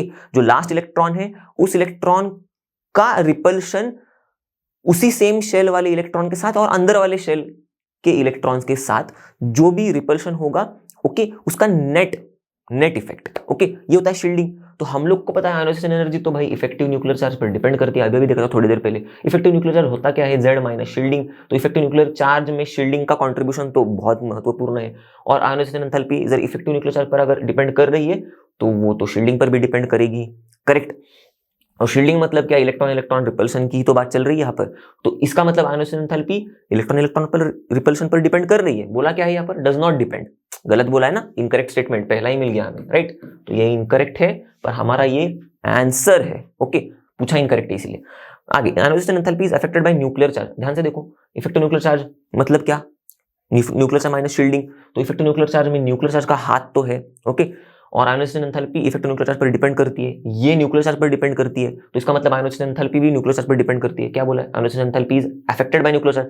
अगर ये डिपेंड करेगी न्यूक्लियर चार्ज पर तो बिल्कुल अफेक्ट भी तो होगी, राइट। तो ये सही स्टेटमेंट है हमारा, तो इनकरेक्ट तो नहीं है हमारा, ठीक है। चलो छोड़ दो इसको। फिर effective nuclear charge will always be lesser, okay, ठीक है, lesser than nuclear charge in multi electron species, okay. अब देखो, मल्टी इलेक्ट्रॉन स्पीशीज मतलब एक से ज्यादा इलेक्ट्रॉन होने वाले स्पीशीज, ओके। तो स्लेटर रूल में हम लोग ने पढ़ा है, ध्यान देना इसके ऊपर। तो अब एक से ज्यादा मतलब अगर मैं सिंपली हीलियम भी लूं, हीलियम भी, तो हम लोग ने स्लेटर रूल में क्या देखा था, हीलियम 1s2, इसका ये न्यूक्लियस, एक शेल में 2 इलेक्ट्रॉन्स, ओके। ये इलेक्ट्रॉन इस इलेक्ट्रॉन को शील्ड करेगा। अगर हम लोग इस इलेक्ट्रॉन के ऊपर के इफेक्टिव न्यूक्लियर चार्ज की बात कर रहे हैं, ओके, तो ये इलेक्ट्रॉन इस इलेक्ट्रॉन को शील्ड करेगा, राइट। तो इसका शील्डिंग कॉन्ट्रीब्यूशन कितना होता है, हम लोग ने पढ़ा था, सिग्मा इज इक्वल्स टू 0.3 होता है, ओके। तो Z इफेक्टिव हीलियम के लिए भी कितना होता है, Z माइनस शील्डिंग, ओके। अब एक ही इलेक्ट्रॉन शील्ड कर रहा है इसलिए 1 into 0.3, तो 0.3 होगा, ओके। इसको एक इलेक्ट्रॉन शील्ड कर रहा है इसलिए 0.3, इसका एक का कॉन्ट्रीब्यूशन है, एक ही है इसलिए 1 into 0.3, तो 0.3 होगी total shielding, minus effect, minus nuclear charge कितना है 2, 2 प्रोटॉन्स होते हैं, तो 2 माइनस 0.3 1.7। देखो इफेक्टिव न्यूक्लियर चार्ज 1.7 है, न्यूक्लियर चार्ज 2 है, राइट। इफेक्टिव न्यूक्लियर चार्ज कम ही तो है न्यूक्लियर चार्ज से, करेक्ट, कम है न्यूक्लियर चार्ज से मल्टी इलेक्ट्रॉन स्पीशीज में, करेक्ट, यस, राइट है ये भी, ओके। तो ये हमारा इनकरेक्ट स्टेटमेंट नहीं, तो हमारा आंसर नहीं है। आगे देखते हैं, generally shielding is much more effective, ठीक है भाई, when orbitals in inner shell are partially filled. अब इसको थोड़ा ध्यान से समझना, ओके। ये बोल रहे हैं shielding is much more effective when orbitals in inner shell, या अंदर वाले शेल के orbitals, okay, are partially filled. तो अगर ये कंप्लीटली फिल्ड नहीं है, पार्शियली है, मतलब अगर p वाला ऑर्बिटल है तो 1, 2 और 3 ही इलेक्ट्रॉन है, एज कंपेयर टू दूसरा वाला p ऑर्बिटल अंदर वाला जिसमें 1, 2, 3, 4, 5, 6 इलेक्ट्रॉन्स है, ओके। तो बोल रहा है कि अंदर वाला शेल पार्शियली फिल्ड होगा तो शील्डिंग मच मोर इफेक्टिव होती है देन कंप्लीटली फिल्ड, ऐसे बोल रहे हैं। कैसे हो सकता है ये, देखो अंदर वाले शेल में अगर इलेक्ट्रॉन ज्यादा है तो शील्डिंग कंट्रीब्यूशन ज्यादा होगा ना, शील्डिंग कंट्रीब्यूशन ज्यादा होगा तो जाहिर सी बात है शील्डिंग ज्यादा हो रही है, ओके। तो नीचे वाले केस में शील्डिंग ज्यादा हो रही है जहां पर कंप्लीटली फिल्ड है, और ये तो पार्शियली फिल्ड है, ओके। तो इसमें शील्डिंग कम हो रही है, पर बोला क्या है, generally shielding is much more effective, okay, when the orbitals in inner shell are partially filled. बोल रहे हैं कि स्टेटमेंट में कि यहां पर शील्डिंग मच मोर इफेक्टिव होती है when it is partially field. ये तो गलत है, करेक्ट, ऐसा नहीं होता। तो ये स्टेटमेंट भी हमारा गलत है। तो देखो गलत 2 स्टेटमेंट हमें मिल गए, 1 और 4 गलत स्टेटमेंट है। देखते देखते कहां पर है, 1 4 1 4 1 4 मिल गया, 1 4, ओके। अगला वाला प्रॉब्लम देखते हैं। तो following graph shows variation of ionisation enthalpy with atomic number, okay, variation of ionisation enthalpy with atomic number, ये ग्राफ शो कर रहा है। आगे क्या बोला है, इन सेकेंड पीरियड, तो सेकेंड पीरियड के एलिमेंट्स की बात चल रही है यहाँ पर, ओके। लिथियम टू नियॉन, ठीक है, लिथियम से लेके नियॉन तक का ग्राफ जा रहा है हमारा। Value of I of Na will be, I मतलब ionization enthalpy of sodium will be. अब सोडियम की वैल्यू पूछ रहे विल बी, ऑप्शन देखते हैं, बहुत ही सिंपल सा, देखो above neon, below neon but above oxygen. तो अबाव नियॉन मतलब यहां पर बोल रहे हैं, below neon but above oxygen. Suppose मैं अगर लिथियम, ये बेरिलियम है, ये बोरॉन है, ओके, यहाँ पर कार्बन है, नाइट्रोजन, ऑक्सीजन, ओके, यहाँ पर है फ्लोरीन। तो दूसरे वाले ऑप्शन में बोल रहा है below neon above oxygen, right. तो यहाँ पर कुछ, ओके। तीसरे में क्या है, बिलो लिथियम, यहाँ पर नीचे, यहाँ पर बिलो लिथियम। और लास्ट में क्या है, below between nitrogen and oxygen, between nitrogen and oxygen यहाँ पर। अब देखो सिंपल सा लॉजिक है, हम लोग ने क्या पढ़ा है, ग्राफ दिया है तो थोड़ा ऐसा कुछ नहीं कि बहुत टेढ़ा कुछ सवाल है, बहुत ही सिंपल है। अगर यहाँ पर 4 ऑप्शंस में हमको समझ में आ जाएगा, बोल रहे सोडियम की आयोनाइजेशन एंथैल्पी की वैल्यू कहाँ पर होगी। भाई हम लोग को क्या पता है कि डाउन द ग्रुप हम लोग जब जाते हैं तो क्या होता है, आयोनाइजेशन एंथैल्पी क्या होती है, कम कम होती है, डिक्रीज होती है, राइट। तो सोडियम की आयोनाइजेशन एंथैल्पी लिथियम से कम होगी, सिंपल सी बात है। तो सोडियम की आयोनाइजेशन एंथैल्पी अगर लिथियम से कम है तो वो तो नीचे ही आएगा ना यहाँ पर, ओके। सोडियम की आयोनाइजेशन एंथैल्पी लिथियम से कम, तो यही उसका पोजीशन होगा, बिलो लिथियम, राइट। ये हमारा राइट आंसर है, बाकी के सारे तो गलत ही हो जाएंगे ऑटोमेटिकली, ओके। चलो देखते हैं अगला सवाल दोस्तों, in which process maximum energy is released, okay. तो अब देखो इन चारों प्रोसेस में से देखना है हमें, तो सबसे पहले O से लेके O2 माइनस। अब देखो ये अगर कॉन्सेप्ट हम आपने अगर पढ़ा नहीं होगा, ओके, कॉन्सेप्ट एड ऑन में अगर ये अगर होगा तो अच्छी बात है, नहीं होगा तो आप यहाँ पर नोट डाउन कर लो और ऐड ऑन कर लो उसमें, ओके। देखो जब भी पॉली नेगेटिव अनायंस फॉर्म होते हैं, देखो पॉली मतलब मोर देन वन, ओके, मतलब आप ऐसे समझ लो कि जब भी, ओके, एक से ज्यादा चार्ज वाला अनायन फॉर्म हो रहा है, ओके। देखो 2 माइनस 3 माइनस 4 माइनस ऐसा वाला अनायन जब फॉर्म होता है एटम से, ओके, तो हमेशा जो प्रोसेस होती है ना वो एंडोथर्मिक होती है, ओके।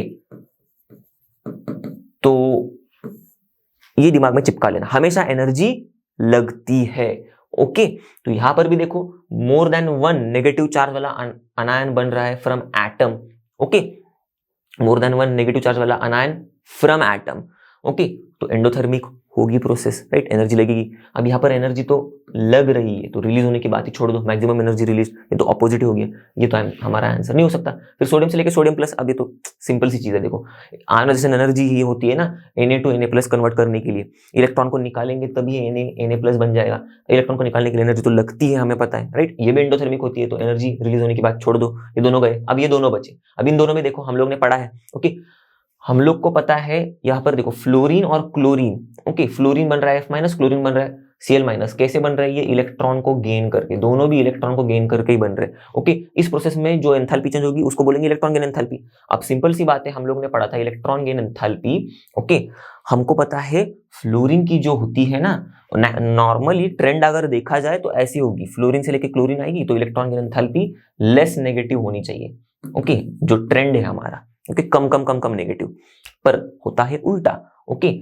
फ्लोरीन से कम नेगेटिव क्लोरीन की नहीं होती, फ्लोरीन से ज्यादा नेगेटिव होती है क्लोरीन की इलेक्ट्रॉन गेन एंथैल्पी, ओके। अब क्लोरीन की ज्यादा नेगेटिव, ओके, देन फ्लोरीन, मतलब नेगेटिव मतलब एनर्जी रिलीज हो रही है, ज्यादा नेगेटिव मतलब ज्यादा एनर्जी रिलीज हो रही है, किसमें ज्यादा एनर्जी रिलीज हो रही है, क्लोरीन में, ओके।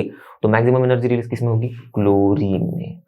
क्लियर हो गई बात। अगले सवाल पर जाते हैं, which of the following electronic configuration, ठीक है, इनमें से is expected to have highest negative electron gain enthalpy, okay.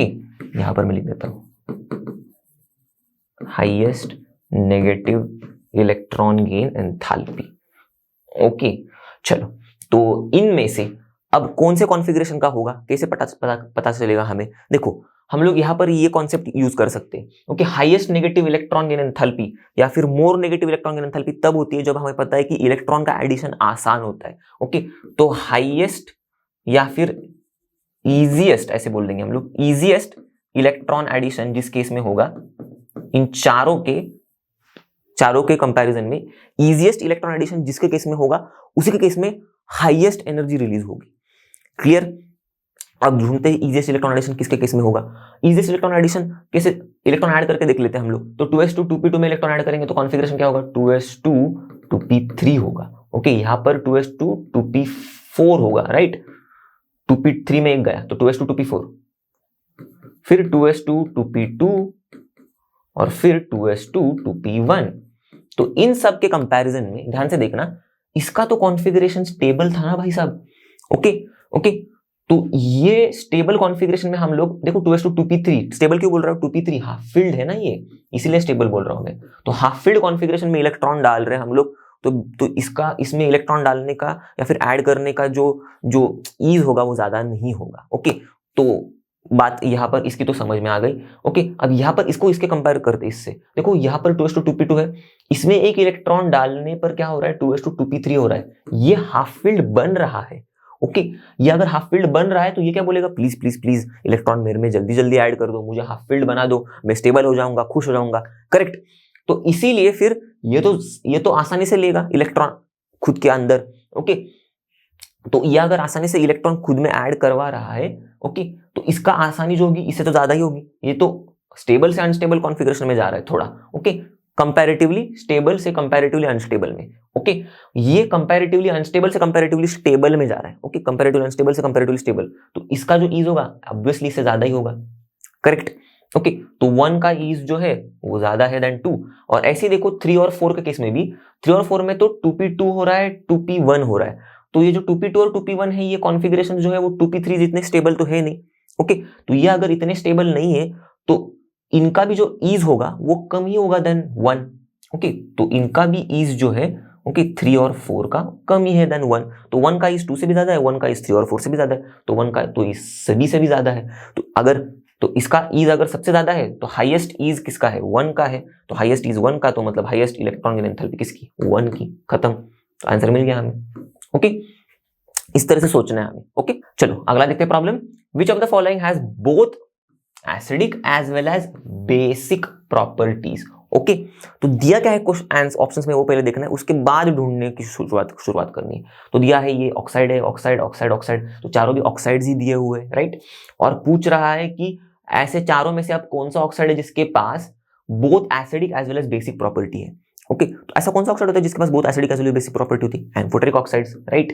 Chapter में हम लोग ने पढ़ा है लास्ट में, देखो ऑक्साइड्स के नेचर के बारे में थोड़ा बहुत, कि भाई एक्सट्रीम जो लेफ्ट की तरफ होते हैं, ओके, वो उन मेटल्स के ऑक्साइड्स होते हैं मोस्ट बेसिक। एक्सट्रीम राइट की तरफ जो होते हैं, ओके, अब ये जो मैं लेफ्ट राइट बोल रहा हूँ ना, वो ऐसे लेफ्ट राइट है। ओके। हमको पता है लेफ्ट यहाँ पर, ओके, मेटल्स होते हैं जहाँ पर, ये है राइट। तो एक्सट्रीम लेफ्ट की तरफ जो होते हैं, ओके, उनके ऑक्साइड होते हैं मोस्ट बेसिक। एक्सट्रीम राइट की तरफ होते हैं, उनके ऑक्साइड्स है मोस्ट एसिडिक, जैसे कि क्लोरीन वगैरह के ऑक्साइड Cl2O7। बीच में होते हैं उनके ऑक्साइड्स होते हैं एम्फोटेरिक या फिर न्यूट्रल, राइट। तो हम लोग ने एग्जांपल्स भी पढ़े हुए हैं। क्लियर। ऐसा वाला क्वेश्चन हम लोग ने PYQ में देखा था। करेक्ट। 2 बार क्वेश्चन आए इसी टॉपिक से, तो थोड़ा मतलब समझ सकते हो आप कि सिंपल चीजों पर भी क्वेश्चंस पूछे जाते हैं। ऐसा नहीं कि उनको इग्नोर करके आगे बस कॉन्सेप्ट पढ़ के जाना है, और सिंपल कॉन्सेप्ट को नहीं पढ़ना है, मुश्किल कॉन्सेप्ट को पढ़ना है, सिंपल को नहीं पढ़ना है, वहीं पर मार्क्स खो दोगे आप। ओके। सब कॉन्सेप्ट को पढ़ के जाना है हमें। ओके। चलो, तो अब यहाँ पर कौन सा ऑक्साइड, एम्फोटेरिक ऑक्साइड ढूंढना है हमें बस। तो हम लोग ने देखा ये एग्जांपल्स में carbon monoxide, nitrogen monoxide, dinitrogen oxide, तीनों भी न्यूट्रल ऑक्साइड होते हैं। यही होता है हमारा एम्फोटेरिक ऑक्साइड। तो आंसर हमारा यही होगा 4। Okay. Numerical scales of electronegativity E/R। अब ये भी काफी सिंपल सा सवाल है। देखो इलेक्ट्रोनेगेटिविटी के न्यूमेरिकल स्केल, हम लोगों ने पॉलिंग स्केल को देखा था, पर हम लोग ने ये भी देखा था कि ऐसे कई सारे न्यूमेरिकल स्केल्स है। पॉलिंग है, म्यूलिकन है, एल्फ्रेड रॉशो है, राइट। सो इनमें अब पूछा है numerical scales of electronegativity E/R। Polling है, ओके, म्यूलिकन है, या दोनों भी है, या नन ऑफ द अबव है। नन ऑफ द अबव तो नहीं हो सकता, हमें पता है पॉलिंग म्यूलिकन दोनों भी है, राइट। तो आंसर क्या होगा, बोथ। ओके, सिंपल है। अगला प्रॉब्लम देखते हैं। द करेक्ट इंक्रीजिंग ऑर्डर, ठीक है, किसका, ऑफ मेटालिक कैरेक्टर ऑफ, किनका, इन एलिमेंट्स का मेटालिक कैरेक्टर का करेक्ट इंक्रीजिंग ऑर्डर देना है हमें। तो इन एलिमेंट्स को अब क्या करना है, देखो मैंने बताया था सिंपल सी चीज है, किसी भी चीज का ऑर्डर पूछने दो हमें। ओके। हमें क्या करना है, उन मेटल्स को या फिर उन एलिमेंट्स को हमको बस लोकेट करना है सबसे पहली चीज। तो silicon, beryllium, magnesium, sodium, phosphorus कैसे लोकेट करेंगे। सिलिकॉन से अगर हमें भले शुरुआत करनी हो तो मैंने यहाँ पर लिख दिया सिलिकॉन। चलो फिर बेरिलियम। अब बेरिलियम क्या होता है, देखो ये तो 3rd पीरियड वाला एलिमेंट है, बेरिलियम तो 2nd पीरियड वाला एलिमेंट है, राइट। और बेरिलियम यहाँ होता है lithium beryllium, right, lithium beryllium कुछ।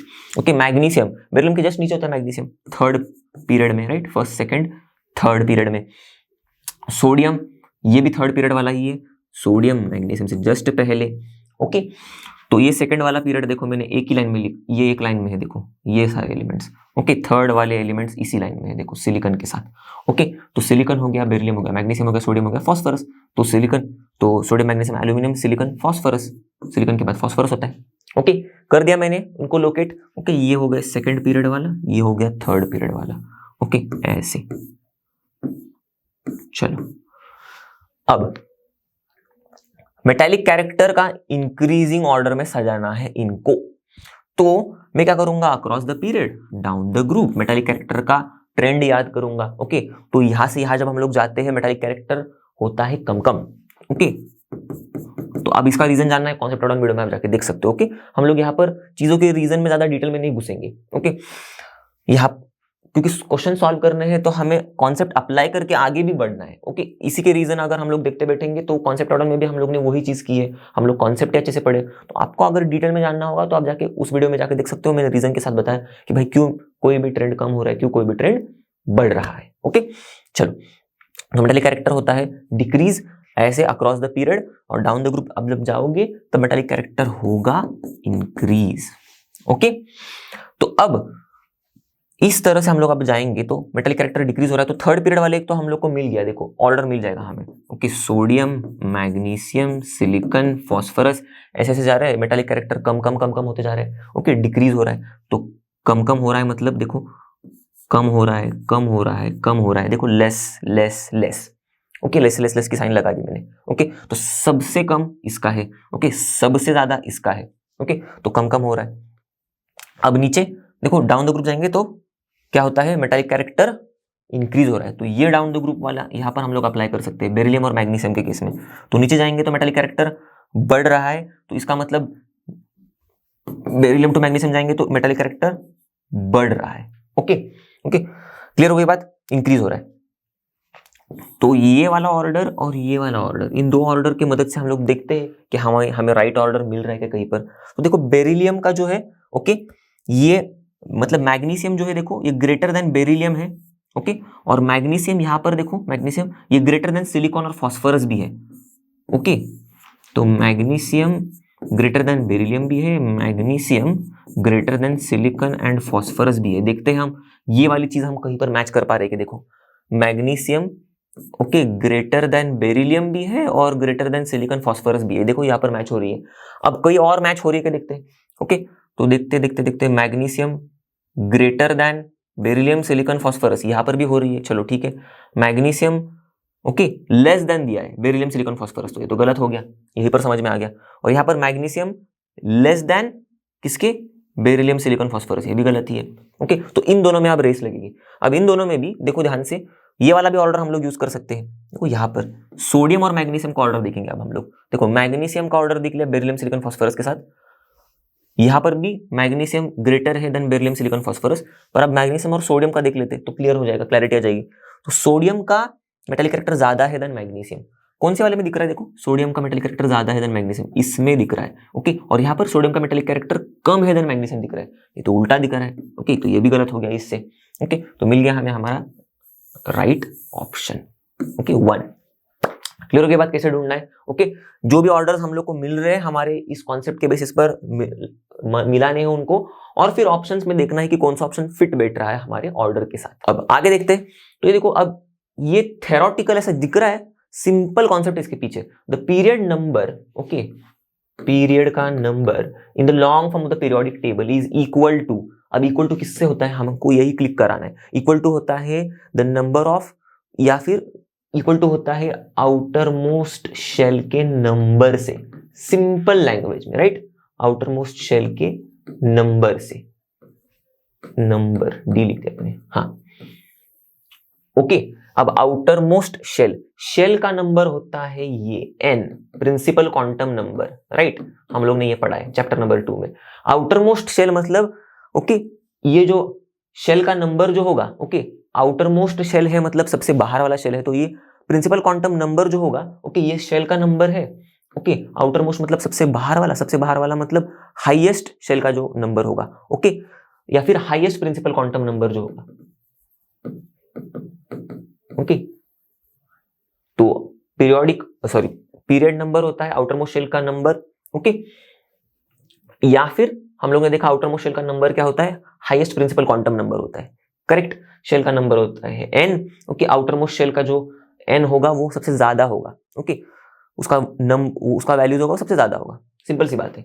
तो अब यहां पर देखो इन ऑप्शंस में आपको मिल जाएगा answer, is equal to magnetic quantum number of any element of the period. Magnetic quantum number ये तो कुछ अलग ही है, प्रिंसिपल क्वांटम नंबर से कुछ रिलेटेड है ना, इससे तो रिलेटेड है नहीं, गलत। Atomic number of any element of the period, ये भी तो गलती है। हाँ, कोई भी एलिमेंट उठाओ पीरियड का, उसके एटॉमिक नंबर से थोड़ी पीरियड नंबर सही होता है, राइट, गलत। फिर maximum principal quantum number, highest principal quantum number of any element of the period, ये सही है, करेक्ट। और maximum azimuthal quantum number, azimuthal तो नहीं है, प्रिंसिपल क्वांटम नंबर से होता है, राइट, हम लोगों ने देखा अभी, तो ये भी गलत हो गया, तो राइट आंसर अपना ये है, थर्ड। क्लियर हो गई बात? तो कॉन्सेप्ट बस पता होना चाहिए, हम लोग आंसर तो निकाल लेंगे। फिर सिंपल सा है, देखो the elements with atomic numbers 35, 53, 85 are all. अब देखो इन नंबर्स को देख के थोड़ा जाना पहचाना लग रहा है, ये 36 आपको पता है, ओके, 54 और 86 इनको कहीं देखा देखा लग रहा है क्या? देखो helium, neon, argon, krypton, xenon, radon, okay, यह होता है 2, यह होता है 10, यह होता है 18, यह होता है 36 और यह होता है 54, ओके। 36 प्लस हम लोग करेंगे और 18, देखो यहां से यहां आएंगे प्लस 8 कर दिया, ओके, यहां से आए प्लस 8 कर दिया, ओके, क्योंकि सेकंड और थर्ड में 8 एलिमेंट्स होते हैं, फिर फोर्थ में 18 होते हैं, तो 18 प्लस 18 36 हो गया, फिफ्थ में भी 18 होते हैं, तो 36 प्लस 18 36 प्लस 20 होता है 56 माइनस 2 54, मिल गए ऐसे। अब देखो इन नंबर्स को जाना पहचाना लग रहा है आपको, यहाँ पर आगे में ये first, second, third, fourth, fifth, six period में होते हैं 32 एलिमेंट्स, तो 54 प्लस 32 कर दूंगा मैं, तो 84, 86 हो जाएगा रेडॉन। अब देखना 85 86 से पहले आता है, राइट, 86 से पहले आता है 85, ओके, फिर 54 से पहले 53, 36 से पहले 35, ओके सॉरी 35, देखो 35, 53, 85, 35, 53, 85, ओके। तो ये तो क्रिप्टॉन से पहले आने वाले एलिमेंट के बारे में है, मतलब बात चल रही है यहाँ पर। क्रिप्टॉन से पहले कौन सा आएगा देखो, ओके, यहाँ पर हम लोग लिख देते हैं, यहाँ पर होता है नियॉन से पहले fluorine, chlorine, bromine, iodine, astatine, खत्म, ओके। तो क्रिप्टॉन से पहले कौन सा है, ब्रोमीन, आयोडीन, एस्टैटिन, तो इनके एटॉमिक नंबर्स मैंने लिख दिए इनके सामने। और ये कौन से एलिमेंट्स होते हैं, हैलोजेंस, राइट, देखो halogens answer, okay, noble gases नहीं है, चैल्कोजेंस नहीं है, मेटालॉइड्स नहीं है, हैलोजेंस है हमारा आंसर। क्लियर हो गई बात? अगला वाला प्रॉब्लम देखते हैं, लास्ट वाला, which one of the following represents correct order of electronegativity, okay. तो दिए हुए एलिमेंट्स को बस लोकेट करना है, सबसे पहली बात ऑर्डर बताने के लिए। तो कौन से है, नाइट्रोजन है, फॉस्फोरस है, ऑक्सीजन है, okay, nitrogen, phosphorus, oxygen, nitrogen, phosphorus, oxygen, nitrogen, phosphorus, oxygen, यही 3 एलिमेंट्स दिए हुए, ओके। तो across the period down the group का वेरिएशन देखने के लिए पहले लोकेट कर देते। तो नाइट्रोजन, फॉस्फोरस, नाइट्रोजन यहाँ होता है, उसके नीचे फॉस्फोरस होता है, okay, carbon, nitrogen, oxygen, nitrogen के जस्ट बाद ऑक्सीजन होता है, ये हो गया इनकी लोकेशन, ओके। अब अक्रॉस द पीरियड जब जाते हैं इलेक्ट्रोनेगेटिविटी क्या होती है, इंक्रीज होती है, ओके, क्योंकि इलेक्ट्रॉन पास पास आता है ना, तो शेयर्ड इलेक्ट्रॉन्स को खींचता है ज्यादा, ओके। तो ये रीजन था, बता दिया एकदम 1 सेकंड में, 2 सेकंड में। तो इलेक्ट्रोनेगेटिविटी क्या होती है, इंक्रीज होती है across the period, down the group electronegativity होती है डिक्रीज, ओके। तो नाइट्रोजन इंक्रीज होगी तो नाइट्रोजन से ज्यादा होगी ऑक्सीजन की, ओके, इंक्रीज हो रही है मतलब इलेक्ट्रोनेगेटिविटी इस ऑर्डर में इंक्रीज हो रही है, इंक्रीज हो गई, ओके।